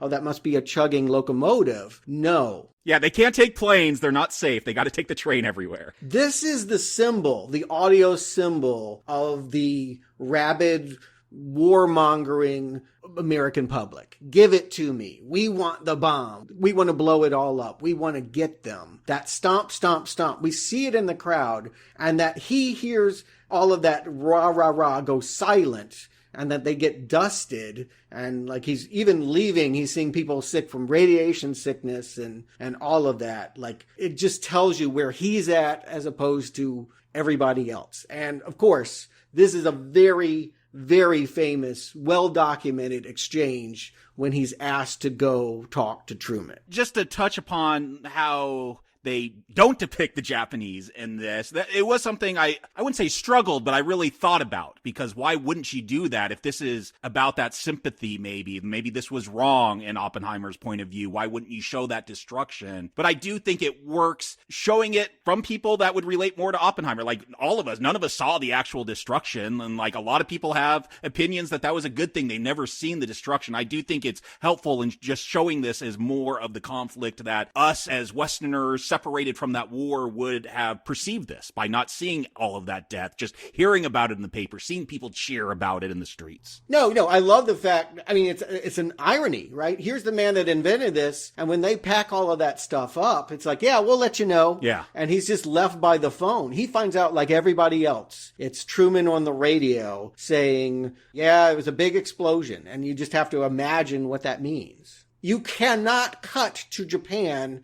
and have something outside of his perspective. I agree. That wouldn't make any sense. This is a movie about how he experienced it. He heard that news, and everyone else heard, yay, yay, yay, stomp your feet. And he saw, I'm killing the whole world. See, and don't you take that as a level of regret? I mean, that's what I'm seeing here. No. And because it's through his point of view. And maybe it's one of the paradoxes he's discussing with the physics about how both can be true. But I feel like, especially the way his speech is given in front of all the scientists at Los Alamos, that the movie is telling me he is suffering regret for helping usher this in. No, he is not suffering regret. This had to happen. We had to scare them and make this so that no one would ever have war again. He feels bad about it. He has guilt and blood on his hands, but he doesn't regret dropping that bomb. But he regrets the idea that they're going to pack it all up, take it away from him, and he will have no say in how it's used from that. It becomes something in the arsenal of the United States, is something he is vehemently opposed to and never saw happening. And that's why I find this third hour so much more interesting, because is his reaction. And I wouldn't say regret. It's not bad that he made the bomb, but he wants people to share this information. If everyone has it, then it's no good to anyone. Like he has a very much more strategic approach with how he wants to deal with it. That tells me he doesn't regret making this thing, but he doesn't want it regulated and monitored and controlled. Yeah, and it starts with the president. I mean, this is a very well-documented... Is this for real? Oh, yeah, no, I've read about this in so many different ways. I knew about this for years, that he went to Truman. Here's Oppenheimer on the cover of Time magazine going to Truman and saying, I have blood on my hands. I did not, however, know it was going to be portrayed by Gary Oldman. I didn't realize that was Gary Oldman. I didn't either. Who is killing it. I'm like, can we get a whole movie of Truman with Gary Oldman? He is so good in this scene. Got to be better than when he did Churchill. I agree. People love that Churchill. I'm like, his Truman's better. Do they? Well, he won the Oscar, Jacob. Yes. Well, because he put on a fat suit. It's not a good movie. I don't know that everyone would reduce it to that, but yes. It is. I'm not a fan. I'll leave it at that, but I am a huge fan of how this scene is done, because I played differently in my mind. It is funny, but again, you also see the contempt for him. You feel when it's like, you're leaving Los Alamos, we need to build this up. What do you want to do with it? Give it back to the Indians. I mean, I'm rolling. I'm laughing. Yes. No, this is good. And Truman's like, you want to give Los Alamos to the Native Americans? And it's so, like, again, you talk about that contempt when Oppenheimer says, I have blood on my hands, and Truman just pulls out this handkerchief and is like, it's on my hands. Here you go. Yeah, that was such a great actor flourish. I feel like Gary came out with that, but the idea, like, you wipe it off, but you don't have blood in your hands. And they try to make this distinction. Because you didn't drop the bomb. I did. You didn't kill anybody. I did. You invented something great that the world can use, and I'm the one that killed people. But I took that almost as Truman's ego. It's not like he's assuaging Oppenheimer of guilt. He's like, this is my triumph. Yeah, it is a moment of ego. I think he's like, I'm the president. I make these decisions. You're this lowly scientist. Thank you for your weapon. Now go away. Don't bug me. In all the stuff I've consumed, I agree, and the scene might leave you with that impression. In all the things I've consumed, Truman feels very bad about it. That does not come across in the film. No. He is not proud of that moment, but he resented the idea that this crybaby scientist was going to say, I did this. You didn't do shit. I'm the one that decides things. It's on me, and this is my record. So don't give me that shit. Don't tell me the things I've got to live with are your pain. And then we get the development that this is not what I knew about Oppenheimer. I knew he was a major factor in creating the atomic bomb. Did he just die after that? I don't know. I never heard about him. But yeah, we are going to see this campaign to discredit him because he's going to start speaking out and he's going to want to make this a big issue. And we saw earlier, I figured this is why you put that scene in with Casey Affleck, like this general that will make people disappear. And maybe that was to set this up, because this is, as we get into this third act, is about making Oppenheimer go away. And this is why I feel this is more interesting. This is where you get the real dramatic stuff, because the government doesn't like him speaking out. And we already kind of knew this. Again, it started with the idea that old Oppenheimer is on trial, having to answer for things that he did, but we didn't maybe know the context. Depending on how fluent you are on history, you are curious about how innocent or guilty he might be of these crimes. But by this point in the movie, they've done something really interesting. As we've talked about, there have been, let's just call it the Cillian Murphy color scenes and the Robert Downey Jr. black and white scenes. And we've had this scene at a table where Robert Downey Jr. is in a tuxedo, and it's been black and white for most of the movie because that is Strauss telling the Congressional Committee what we were trying to do after we realized the Soviets had the bomb. This is all the nuclear people in 1948 going, uh-oh, we thought, Russia would never have it. Truman's like, they'll never have the bomb. 3 years later, they have the bomb. What are we going to do about it? We've seen it largely characterized in the ways that Strauss would like it. But it does turn color. We do have a moment right here in the middle. It's sort of the two worlds catch up with each other. And suddenly we see Oppenheimer walk away from that table when they want to call into question his credentials and his patriotism, his loyalty. And one of the things I love about this table scene, just cinematic language and to keep me engaged while all these boring debates go on for the normal, summer blockbuster popcorn movie goer. There is this humor. They keep moving this plan around. Someone will talk and there's this centerpiece on the table. They move it to the side and they move it to the other side. And eventually they just get rid of the thing. I like staging like that. It could just be a boring debate around a table, but Nolan keeps it interesting. Mm-hmm. And again, it is an interesting question that, again, this is the inconsistency that the panel is trying to understand. 1945, you run into a, basketball court and say, kill all the Germans with it, and now you don't want to develop the hydrogen bomb? Why is that? Is it because you were selling it to the communists? Is it because you were against this country? Is the suspicions that they're trying to get at? That, your position changed because your patriotism changed. And at this table, it's worth me pointing out that this is where he runs into William Borden, David Dasmalchian, the villain of our day. I feel like every other week. I mean, he was a bad guy in The Dark Knight, The Suicide Squad. He's showing up in everything these days. I feel like he has the same haircut here that he had in The Dark Knight, though. So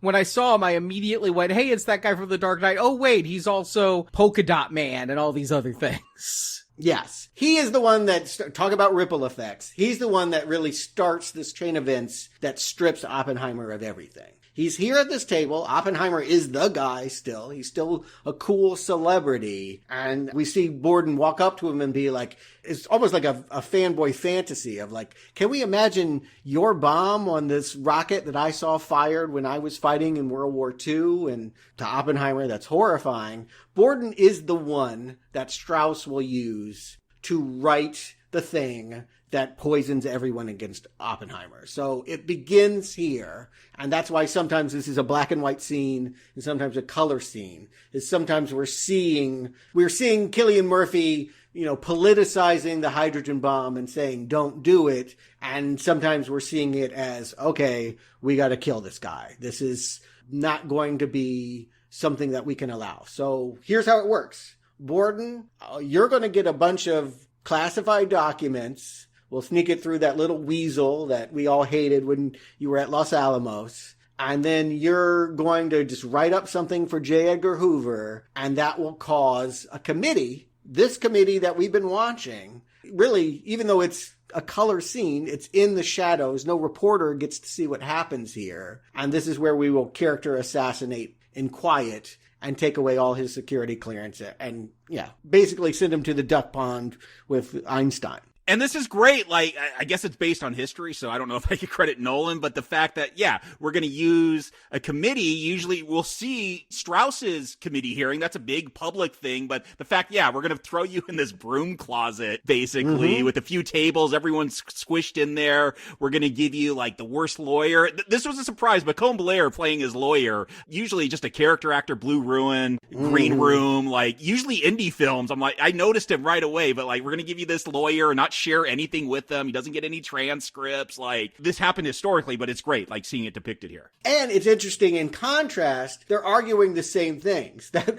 we'll see that, like, Oppenheimer and his lawyer are like, you're not giving me a list of witnesses, you're not giving me all the information, and, in the shadows, Robert Downey Jr. is laughing, but when Strauss is sitting before the congressional thing, he's got the same complaints. They won't tell him the witnesses. Yeah. A lot of irony. And I like the recontextualizing of the first 2 hours here when you realize that Oppenheimer is in a hearing. The stakes seem rather muddied because I don't know exactly what revoking his clearance with the Atomic Energy Commission achieves. It's about discrediting him. It's taking his platform away for speaking out against this. But they're specifically not wanting him to be martyred. So they're not taking his platform away publicly. They're just taking away security clearance. That doesn't stop him from... But he's not going to get invited to speak at all these government ceremonies and everything now. Yeah, if you wanted to martyr somebody, you hold something the way Strauss is holding it, with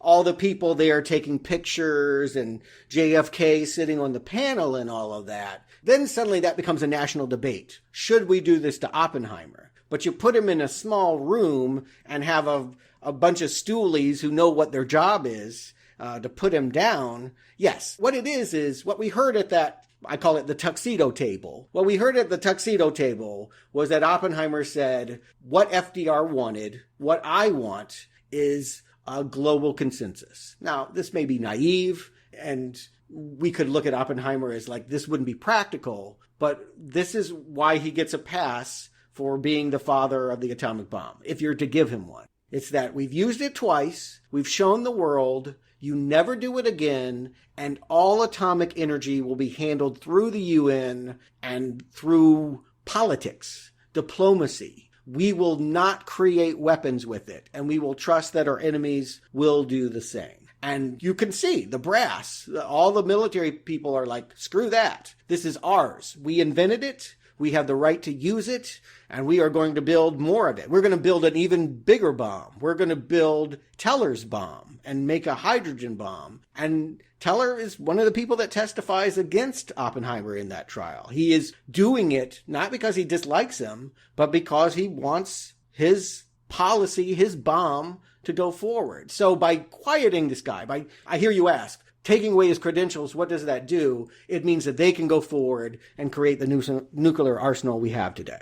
And you talk about that moment with Teller and the secret hearing, a moment I love because it says so much about Oppenheimer that Teller will sit there testifying against him, and then Oppenheimer will shake his hand, and his wife not happy about that, like really upset. Like he's like, no, he's a scientist. Like this shows me that conflict between theory and practicality, science and how it's going to be eventually used. And he doesn't maybe quite grasp that, or that's a constant struggle with him. He's like, well, he's also a scientist. And so I should be friendly on that level, even though he stabbed me in the back. And again, I just want to tell the story that's not in this movie. As a bullied child, his classmates would beat him and he would get up and not tell on them and go sit in class with them. So he is just accustomed to that treatment. Yeah, it could be, again, a neurodivergency, something there too, where you just don't know how to react in those situations. That's a common thing, social awareness. But my other point, in addition to asking about what removing the clearance does, is I did like how it kind of shakes up the film at the beginning of the second hour, because the bomb goes off at exactly the 2-hour mark. And then you've got the shake up where you realize these hearings are happening. But is this third hour fully justified? Do we need this entire third hour? And Jacob, I think you and I are going to be on different ends on this one because you said it's your favorite stuff. Yeah, I don't need the first 2 hours. Edit that stuff down. Keep all this. And I'm like, for the first 2 hours, I am leaning forward literally in my seat, and I am taken on this journey through Oppenheimer's life But once it starts becoming about hearings and the betrayals and the semi-betrayals where Matt Damon feels bad, but says he wouldn't give him the clearance based upon today's standards and things, it just feels like this goes on a bit too long, and that making Strauss a bad guy felt like it was coming out of nowhere. Did this movie need a bad guy? It is a third act twist, I feel like. It is a little M. Night. I like it. I don't even know that a lot of the Strauss stuff of his, failed congressional hearing is in American Prometheus. It is Nolan saying this needs to be a big part of the story. So if you don't like it, this is on Nolan. He felt like this movie needed to contrast these two Jewish men who worked in atomic energy and were put on trial for it. And Arnie, I'll say it again, my favorite stuff in The Aviator was the hearings, the trials, all that kind of stuff. Again, I think it's helpful to see the different ways that they're treated, and there's just lots of ironies and all of that. And my curiosity to both of you is, when did you know that Robert Downey Jr. was the villain? Not till they revealed it. Well, when did they reveal it? Well, they give you the hint with the Albert Einstein scene. That tells you, oh, something's up with this guy, maybe. But that's very early on. I kind of forget about him. You think so? Because when I saw that scene, I thought Oppenheimer had insulted Einstein. I didn't think it had anything to do with Robert Downey Jr. And so I was very confused when later Strauss said he started on his very first day at Princeton, turning all the scientists against me, starting with Einstein. It didn't look that way to me. It kept changing. That pond scene looks different from the different vantage points. It's like Rashomon. It's like, at first I thought that this arrogant guy had insulted Einstein. And then I thought, well, he was tipped off not to trust Robert Downey Jr. And, we'll get into it. I saw it the same way you did, Stuart, as I felt like Einstein wasn't even thinking about Robert Downey Jr. when he walked past. I didn't take it as a snub. I honestly thought he was maybe snubbing Oppenheimer. Like he was upset with Oppenheimer. Yes, it changes. And it will come out to play that Einstein wasn't even thinking about Strauss. Yeah, we'll talk about it because it's a beautiful way to end this movie. I didn't really know that Strauss was a capital V villain until, that reveal that he's the one who leaked the documents that got to Hoover. And then I'm like, oh, okay, this is a bad guy. Yeah, the big talky scene where he starts taking credit for it. The scene where his aide is like, I've been working so hard on this, but you've been working ahead of me behind the scenes. Yeah, Han Solo. Oh, that's young Han Solo. That's Aaron Ehrenreich.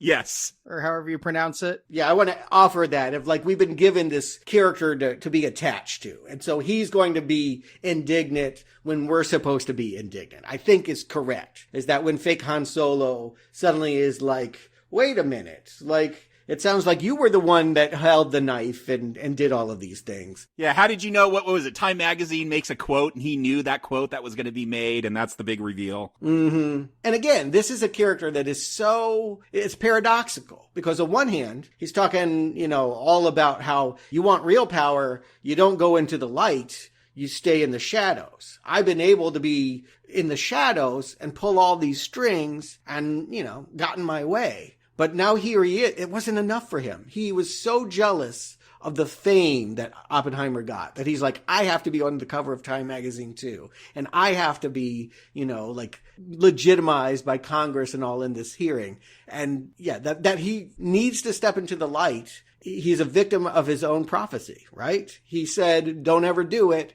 And that's the reason why Strauss goes down. Otherwise, he'd have gotten away with it. And thank God for Rami Malek, who is given the role of being the scientist that decided to slay him. Who's in this movie for some reason? It was a surprise when he showed up. He showed up earlier for just a brief scene, and I went, oh yeah, I read he was in this film, so I guess this is his entry into the film. And then he disappears again, and I'm like, why did you get Rami Malek for that role? And then he shows up here to give this great speech at the end, and I see why you get Rami Malek is because he's a really good actor, and he's able to give this great speech with its twists and turns. But I like Rami Malek so much, I just want more of him. It's a small but very pivotal character. In a large cast, you would lose this if you didn't give it to a Oscar-winning actor. It doesn't need to be Rami Malek, but because it's Rami Malek, It makes you pay attention. Yeah, when we're in the Chicago football stadium and we see him goofing around in the background, we go, what the hell is he doing? Like, isn't he like a star? Why is he playing an extra? Did he just show up on the set and is in the background there as a cameo? What's going on with him? Yeah, what gets said is that he is part of the Chicago crew. When we talk about the way that this was all compartmentalized, he was there in Chicago, and Strauss believes the Chicago people are with him. Anybody that was at Los Alamos is under Oppenheimer, and they'll destroy me. So he's, again, always like, who are they calling? What is it going to be? He's actually glad when it's Hill. He thinks, oh, good, Hill's my guy. And that's why it's doubly rewarding to watch Hill be like, no, all the scientists agree this man should be nowhere near government. And it's around this time where we're going to get all these speeches to try to save Oppenheimer. In that small committee with him, Kitty's finally going to get to testify. And we saw she dropped her purse earlier and she had a flask in there. And, we know her history, like, where is she going to go? And we had that really wowzer scene, I think, to wake up people that don't like the science, where they're talking about his affairs. Yeah. And suddenly Cillian Murphy is naked with Florence Pugh right there on the table. It's such a great scene, yeah. That she's imagining them having their affair right there in front of her. And look, I gotta say, Emily Blunt, I feel like she is an underrated actress. Like, she doesn't get the big roles like Margot Robbie always, but whatever she appears in, like, I always forget about her, and then she kills it with her performance in this scene. Like, look, this is your Academy Awards little snippet that you show, but it's so good. Like, oh yes, I was a communist 16 years ago. No, 17. No, actually 18 years ago. And like, she just rips them apart. It's what you want in this kind of film. I don't like your phrase. Yeah. I do really like it. I love Florence Pugh in this film, and I actually thought, would she get supporting actress? And then Emily Blunt comes in, and I'm like... Yeah, she gives a speech. And she's not big enough to be best actress, so she'll get best supporting actress, I think, out of this. At least nominated. We'll talk about Oscar predictions at the end here. But yes, I agree with both of you here in that Kitty has been mostly tabled, and she's been in the background drinking and resentful. Why don't you fight? Why am I hooked to a man that's just going to sit there and let them take everything from my life? And here's her moment. He gives her the floor. He's never going to fight the way that she is, but she's going to go in there and go toe to toe. And yeah, it's very satisfying. I love the line because his lawyer is like, why would you put Kitty in there? And he says, only a fool or an adolescent presumes to know someone else's relationship, and you are neither. And I absolutely love that line. It's a really impactful line to say there's been a lot we've seen of dysfunction in their relationship. You wouldn't expect Kitty to have claws, and she comes out clawing. Yeah,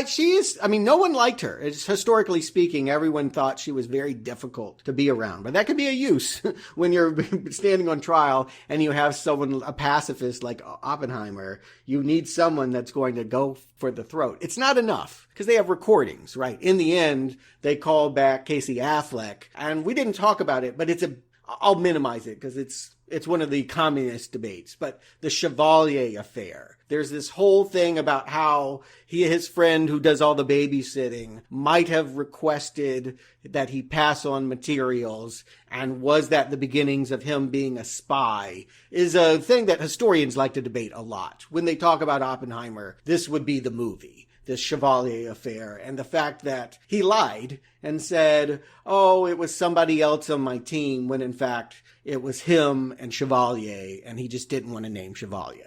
And Matt Damon gets, I don't know, it's a mixed message, right? Like, he gets to say, no, I wouldn't hire him, but at the same time, he's like, he's not responsible for Fuchs, and he's a good patriot. And by these standards, and I think this is really interesting, by these standards, none of them would have passed. The climate of the 1950s is such. They were so worried about communism that was not a concern in 1942 that I wouldn't have been able to do my job. Yeah, because there's not a whole lot of emphasis on McCarthy in this, but his name is dropped, and they kind of make fun of him, like, oh yeah, this guy's doing these big, public executions in communist. Well, that's why we want to do this small one of Oppenheimer and just silently get rid of him. But yeah, it feels like you could have made this a whole Red Scare thing. Like, that was the 50s. So in the 30s, like, no, the Cold War wasn't a thing. So you would hire all these people that might be communist, or they just might be pro-workers' rights, pro-labor, and And yeah, the climate has changed. So I do love that last line from Damon's characters. Like, I wouldn't have hired any of these people under these guidelines. Yeah.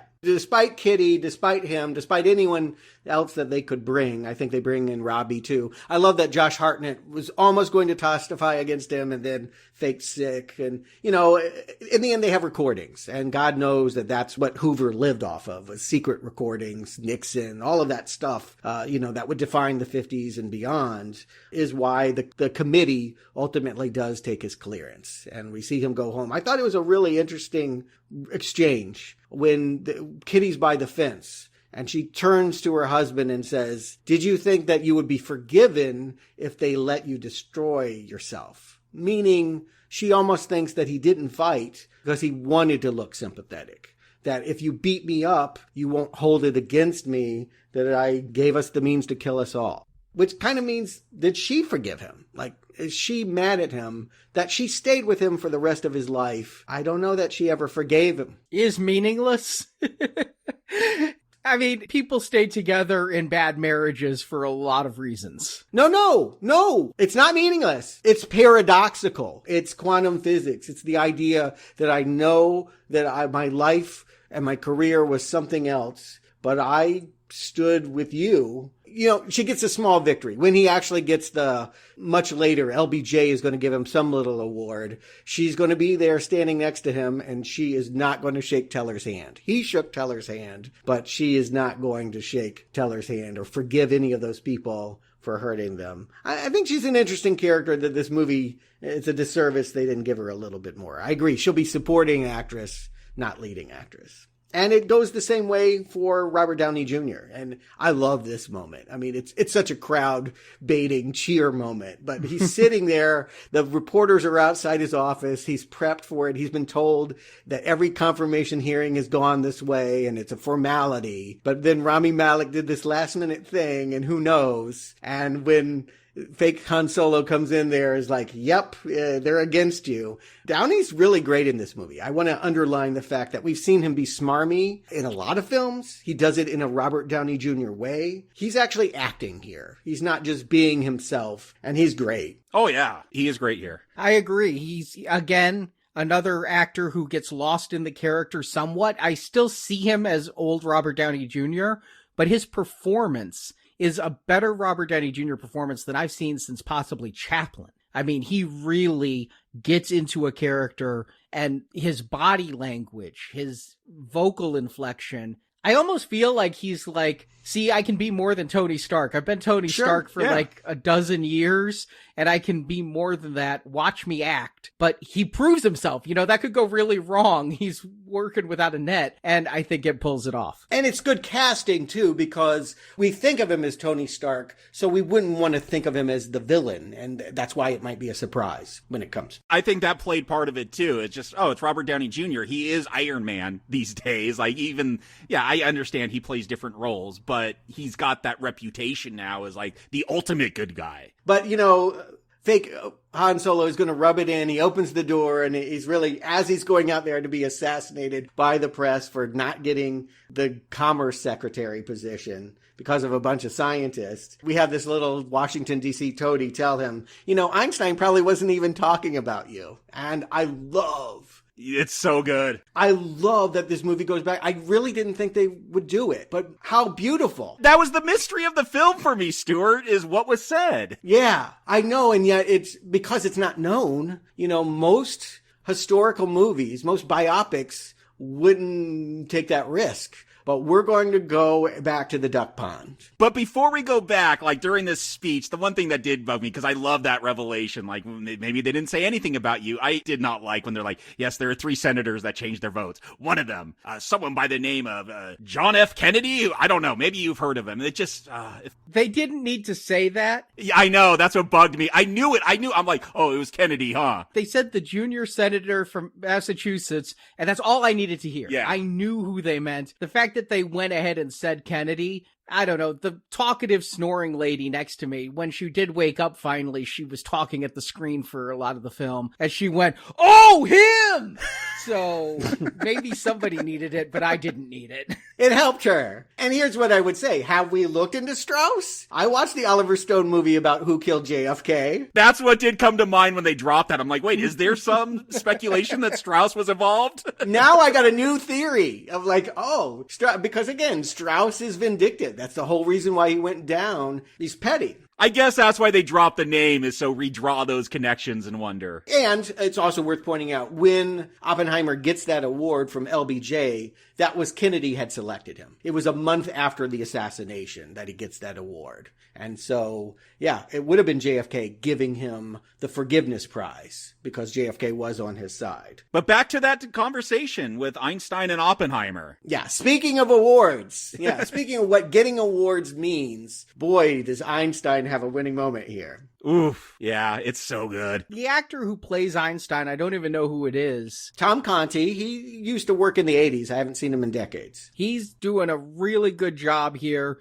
My thought in the trailer was, that doesn't look like Einstein, but it really does have a good resemblance when I saw it in the film. And yeah, this is the heart of the film, I feel, is Einstein. The few times when he shows up and actually has dialogue scenes is where the movie really pivots. And here at the end, we're going to get a moment that I would say is as good of an ending note as when Leonardo DiCaprio spins that top and then we cut away. Here we're going to get an emotional spinning of what Oppenheimer may really have done. Yeah, not only that, but the ripple effect. Keep in mind, it didn't start with Oppenheimer. He rejected the idea that he invented anything. He was at the center of it. It was a chain reaction, and if it had a starting place, quantum theory began with Einstein. And then it left him behind. And I just love the moment of where he's like, I remember you giving me that prize, and it wasn't for me. You gave me an award to say I was done. And you and your friends were now seizing the moment. And one day, they're going to give an award to you. Ouch. And they had. Again, we had just seen that in parallel. And then, that's when Oppenheimer... Then the nukes go off. Yeah, drops the bomb, yes, the bomb about, again, where he stands. It's consistent in my mind. I do not believe that he regrets dropping the bomb on Hiroshima. I think he stands by that. I think he feels very badly about it. But he saw it as a necessary evil to protect the world from a chain of events that could be avoided through diplomacy. But in fact, now the cynical older man realizes diplomacy is not going to stop the chain reaction. We will destroy ourselves. A chain reaction that he can't take back, yeah. Yeah, we will destroy ourselves. Call this Pandora's box. Like, it does not go back in once it's released. Yeah. And that foot stamping, again, all of this, we have that Mount Olympus shot again, and suddenly missiles are flying through the clouds. Yeah, so good. Yeah, just great stuff. Mm-hmm. Yeah, visuals are tremendous here, but the ending note is really, really powerful. Burning the world. Right. Wasn't that a line from Dark Knight? Some people just want to burn the world. Just want to see the world burn, yeah. Yeah, here we are. We're those people watching the globe go up. I'll say that this end shot, I don't think anybody in my audience was waiting for the end where Sam Jackson shows up to recruit Oppenheimer to join the Avengers or anything. But my audience just sat in their seat stunned. Even the talkative snoring lady was just sitting there like, I think every single person in the theater was a little bit shaken by that moment, by that ending, and had to really take a moment to reflect before they all milled really silently to the exit. Or go into Barbie and forget it all. Well, before we forget it all, Jacob Stewart, how strongly do you recommend Oppenheimer? I mean, I've seen where the conversation went. I don't have any questions if you do. Jacob. Interesting you don't have questions, because I had a lot of complaints for the first 2 hours that I felt I vocalized that really annoyed me. But thinking about this film, thinking about Now Playing, I think we started a chain reaction. Before I knew what this film was about, on our Facebook group, someone posted a thing like, name artistic douchebaggery in cinema that you hate. And, like, I feel like that's a term, like, they use that term because Reed popularized it on Aviator. Arnie specifically, let's give it the real props. It was a collaborative thing. That term would have never come out if we didn't all have that conversation. I got to take responsibility, too. I guess. Talking about the Aviator, in fact. That's what I learned from this film. I had a part in that. Ripple effect. Mm-hmm. It was a ripple. Yeah, it is. And I start reading the comments. I'm like, I like all these films. I like artistic douchebaggery at times. Like, some of my favorite films this year, Wes Anderson's Asteroid City, Brandon Cronenberg's Infinity Pool, Ari Aster's Beau is Afraid.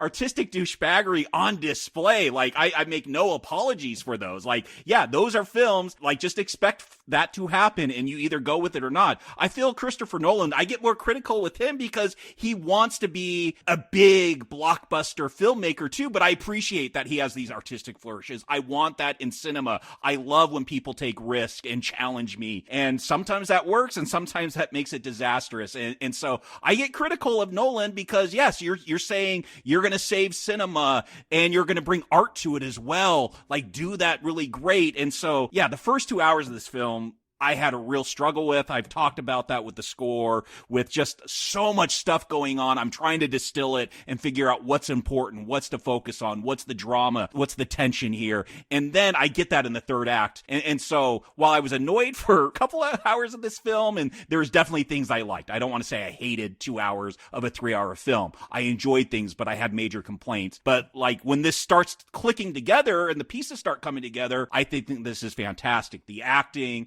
I hesitate to say the cinematography because it's a lot of sitting in rooms, but when he does get to those visual flares, the ending here, it's amazing. The way he constructed this script to have that callback to Einstein at the end, like, it gives power to those moments. So if you're the kind of person you're like, I don't like biopics, I don't want to sit for a 3-hour history lesson, then not recommend. Do not see this, because this is not going to be a transformative biopic for you. Like, it's not going to work. But look, I went to this one by myself because my wife and kids went to a concert. They were having probably a whole lot more fun than me. And so, but they all wanted to see this. Like, my girls loved that HBO miniseries Chernobyl. Like, that is one of their favorite things ever. They like this kind of history. And so they're like, we want to see that. My wife wanted to see it. So I will be watching this again. And I guess it's Nolan, so maybe I'll have to wait more than 28 days to get it on streaming, but eventually it's going to come out. I will watch it again, and I'm not dreading that. I actually look forward to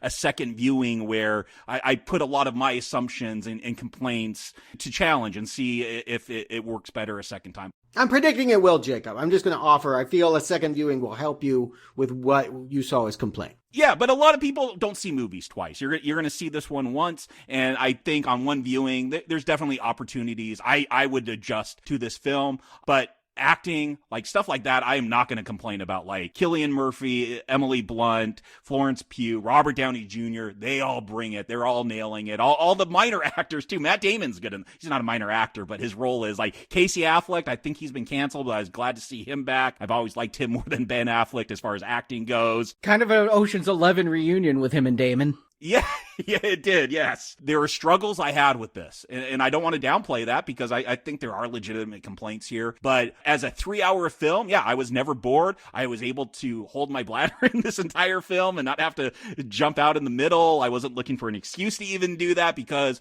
I wanted to experience this film. And so, yeah, it's a recommend. It's a stronger recommend. I don't know. Best movie of the year. Actors, supporting actors, definitely. I don't know. I'll have to see it that second time, which I'll do in a few months when it comes out on streaming probably. But yes, a solid recommend for Oppenheimer. Stuart. Yeah. So one of the reasons why Citizen Kane became the standard for biopics, like movies that tell the story about a person's life, is because it's the one that says you can never really know a person, right? A reporter's hired to give this profile, talks to a bunch of different people, and hears about a different Kane every time he does. Yet the movie ends up telling you the real one. It's going to take that artistic risk of saying, I know that we can't know, but I'm going to give you the sled. I'm going to make that jump. And this movie does that. Why it is one of the best biopics I've ever seen is because it takes all the complicated ideas about who Oppenheimer is,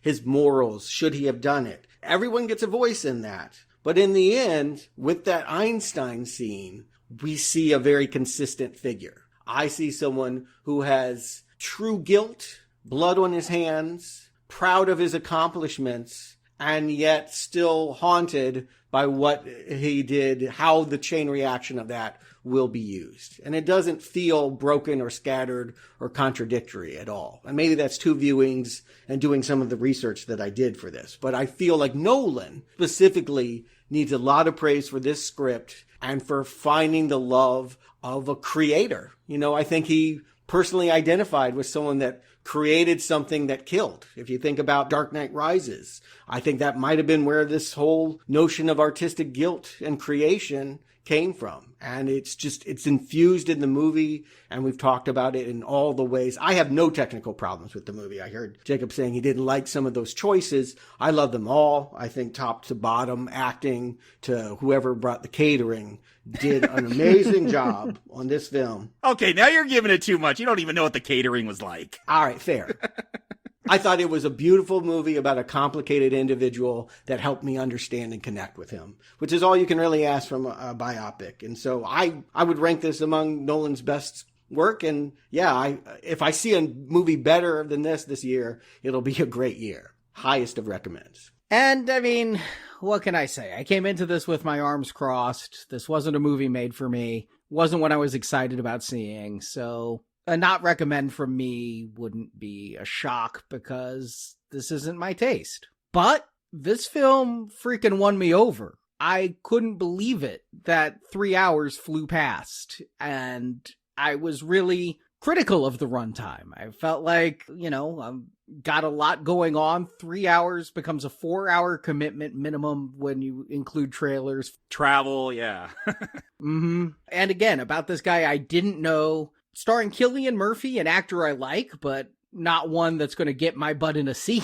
I like him when I see him and stuff. But I called him a douchebag at the beginning of the podcast, but Nolan is a maestro here. I agree with what Stuart said. Every aspect of this with the editing, I disagree with Jacob about the use of score. The montage got a little bit exhausting, but I don't know of a better way to cover so much ground in, honestly, so short a time. A different director either would have had to have made cuts to how much information is given, or made this a 4-hour film and given us hopefully an intermission in the middle. But when I was thinking about this, when the bomb went off and I was just so into this film, I'm like, this is the best film I've seen all year. And this is a 5-star film. Wow. So this is not The Aviator. I really did not see it going this way. I thought I could be potentially alone on this in liking this movie, but we all really liked it. Yeah, that's a surprise. And then there was a 3rd hour. Uh-oh. You spoke too soon, Stuart. All right, never mind. You still might get your not recommend. And I like the performances so much across the board in this movie, but Downey really owns that 3rd hour, whereas everybody else is just a wonderful troupe in the first 2 hours. But Downey in that 3rd hour really rises, and I just wasn't as into the trial stuff, is all I can say. And I wish I understood more about Strauss, and I wish I understood more about David Hill. I feel like those characters were really glossed over, and I saw Rami Malek in the background, but I never really caught his affiliation. I never saw him as coming out of the woodwork in order to torpedo Strauss. And so, like you said about Jacob Stewart, this is one that may even get better on repeat viewings. But for one viewing, it knocked it down from a 5-star film to a 4-star film, but still absolutely the best I've seen this year. It's been kind of a mixed bag year, and I enjoyed the hell out of this film, and I will be seeing it again in theaters. I'm going to be taking my wife Marjorie to go see this again. Wow. And Barbie too, I imagine. Are you going to do the double feature? Not opening weekend. We may still see Barbie yet this weekend and then go see Oppenheimer in a couple weeks. I mean, Nolan threw his cock out and is like, I'm taking IMAX for 3 weeks. This is getting 3 weeks of IMAX? It's usually 2. He's got 3 weeks of IMAX. And that's why Mission Impossible had to open so early on like a Monday, was to try to get some IMAX screenings in there. So I may go after the IMAX crowds lighten up so I can see this in its full frame as it was filmed IMAX. But yeah, I'll be seeing this again in theaters. It's a very solid recommend. And Nolan, you proved me wrong. I thought you were done. I thought you were over. I thought your sound mixes had gone too far up your own asshole, and I really was writing off Nolan and not wanting to see him. He's back in my mind. And so I'm curious and anxious for whatever he does next. I will not be going in crossed arms the way I did this one. It is 3 really good recommends for Oppenheimer, and in the end, I am glad we reviewed this instead of Barbie. You haven't seen Barbie yet. That might be even more amazing. Yeah, you know what? We might do Barbie at some point, but there's no room on the schedule. Sorry, guys. No show this year. There'll be a Barbie too, so just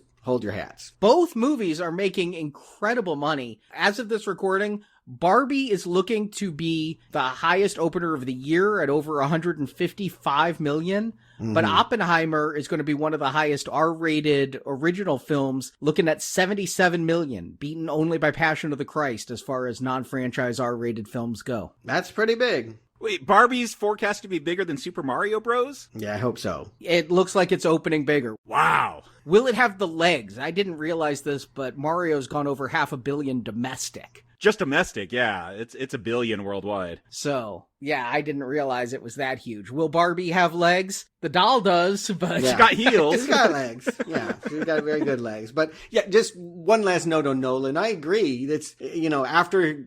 his worst film, Tenet, to come back in this is he hasn't hit this upper echelon. I can't rank his films. I haven't gone back to watch all of them again, but I would put it in that top tier of Memento, The Dark Knight, Inception, and this. I would agree this is top tier Nolan. Yeah, I would definitely say I like all 3 that you mentioned more than this one, because we're talking some of my all-time favorite films right there that I can't get enough of. But this one, I'd say the top of tier 2 Nolan. How's that? Yeah, I'd separate Nolan into 3 tiers, and this is the middle tier. Interstellar, Dunkirk, it's on that level for me. Oof, Interstellar. That's a shank. I like that film. You must have liked it more than I did. Okay. Yeah, I liked it more than you for sure. Okay, all right, I get it. All I remember about Interstellar is Murph. I know. Murph! You gotta help me, Murph!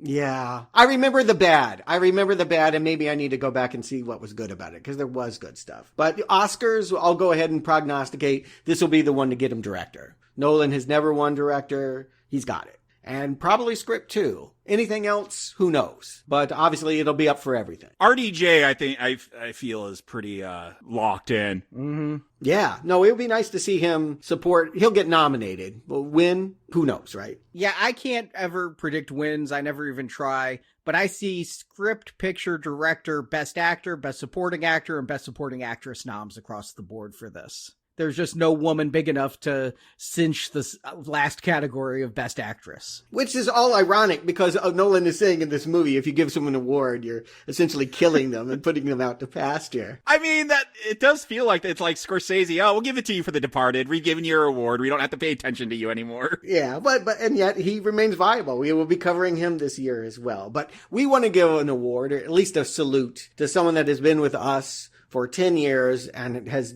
delivered the payload, who's performed the miracle week after week. Heath is the editor who has been with us the longest. We had editors before him, and editors have joined after him. Specifically, Santiago is with us still. But Heath joined us 10 years ago, wow. July of 2013, and he has been the only one with the fortitude to stick with editing this long. It is unsung. Editing is not fun, so that's a big deal. No. We're very long-winded and rambling. If you listen to the credits, I usually try to give us a pity line for the editors. Like for next week's The Green Mile, because for the editing job of that, I felt like John Coffey. I'm tired, boss. That's how I feel about editing. Yeah.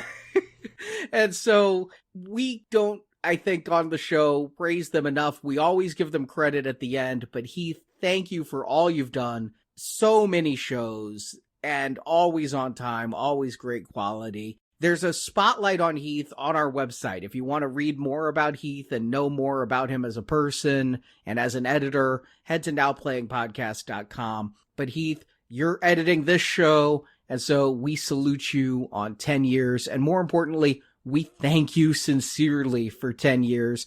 I mean this when I say without editors, Now Playing wouldn't continue, because there was a period where I was the only editor, and that could not keep up. Yeah, 2 shows a week? No way. Without people to help with the editing, no, absolutely not. When I was the only editor, we were doing 1 show a week and then a few bonus shows on Fridays. And now we're doing basically 2 shows a week every week. Thank you so much, Heath, for your service here. It has been life-saving in a literal sense, because... yeah, I probably would have killed myself if I was the only editor, I'll be honest. I'm not even joking with that. I'm not even being hyperbolic. Or just kill the podcast. You don't have to go that far. And instead of that, you're going to watch 47 Meters Down 2 this Friday for gold level donors. Yes, our gold level series continues. We have 3 more films, 47 Meters Down 2, and then 2 The Meg films. Somebody was asking on our Facebook group, are we reviewing The Meg 2? Yes, we are, for gold level donors. $25 or more through our patron programs or a direct donation via PayPal. You get to hear so many Shark Tales. That Will Smith movie? No, never. Yes, not a review of Shark Tales, Never. but Shark Stories. I did watch Shark Tales, and it will never happen. I can't wait to hear your review of that, Stuart. Yeah. But if you just join us next week, next Tuesday, we got another story about a mercurial figure with great power. It unleashes the force of gods. The Green Mile. Arnie, you talked about it. This is a Stephen King pickup that got Best Picture nominations. Yep, that is going to be on our Totally Free Tuesday next week. So thank you to everyone who has listened to this review. Thank you for joining us for Now Playing. And until next time, try not to blow up the world.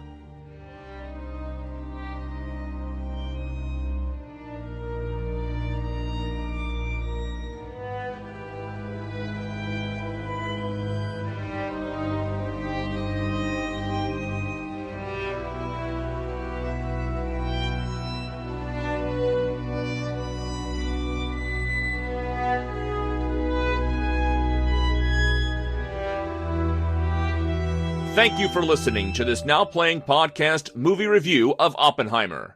We hope you've enjoyed this podcast. The world will remember this day. Help us spread the word about this show by leaving a 5-star review on Stitcher, Podbean, iTunes, or your podcast store of choice. Theory will take you only so far. Want more reviews like this one? In the archives section of NowPlayingPodcast.com, you'll find more than 1,000 in-depth movie reviews from our panel of hosts. What were you guys doing in Los Alamos? On our site, you can hear reviews for every installment in the world's biggest film franchises, including the Marvel Cinematic Universe, Star Wars, Spider-Man, Batman, X-Men, James Bond, Middle-earth, Jurassic Park, Fast and Furious, and Transformers. All America's industrial might and scientific innovation connected here. And come back to NowPlayingPodcast.com next Tuesday for another all-new movie review podcast. Truman needs to know what's next. What's next? Support from listeners like you keeps Now Playing Podcast on the air. This is a matter of life and death. You can donate directly by tapping the support button at NowPlayingPodcast.com. There's a chance when we push that button, we destroy the world. Chances are near zero. And you can join our crowdfunding campaign for early access to new episodes, exclusive reviews, and bonus reviews available for a one-time contribution. And the world is not prepared. Now Playing Podcast is produced by Arnie Carvalho. You're the great improviser, but this you can't do in your head. Associate produced by Jason Latham. And how many people were in these open discussions? Now Playing is edited by Heath and Arnie. Keep everyone there until it's done. Now Playing credits read by Brock. If we don't let scientists bring their families, we'll never get the best. The opinions expressed in this podcast are those of the individual hosts and may not reflect the views of Venganza Media Incorporated. I don't know if we can be trusted, but I know the Nazis can't. Venganza Media Incorporated is not affiliated with, and this podcast has not been prepared, approved, or licensed by any entity that created the film analyzed herein. All movie clips and music included in this podcast are the intellectual property of their respective copyright holders. They are included here for the purpose of review, and no infringement is intended. They won't fear it until they understand it. And they won't understand it until they've used it. Now Playing Podcast is an exclusive trademark of and may not be used without the express written permission of Venganza Media Incorporated. Now Playing is a Venganza Media production, copyright 2023, and no part of this show may be reproduced, repurposed, or redistributed without the written permission of Venganza Media Incorporated. All rights reserved. I can perform this miracle.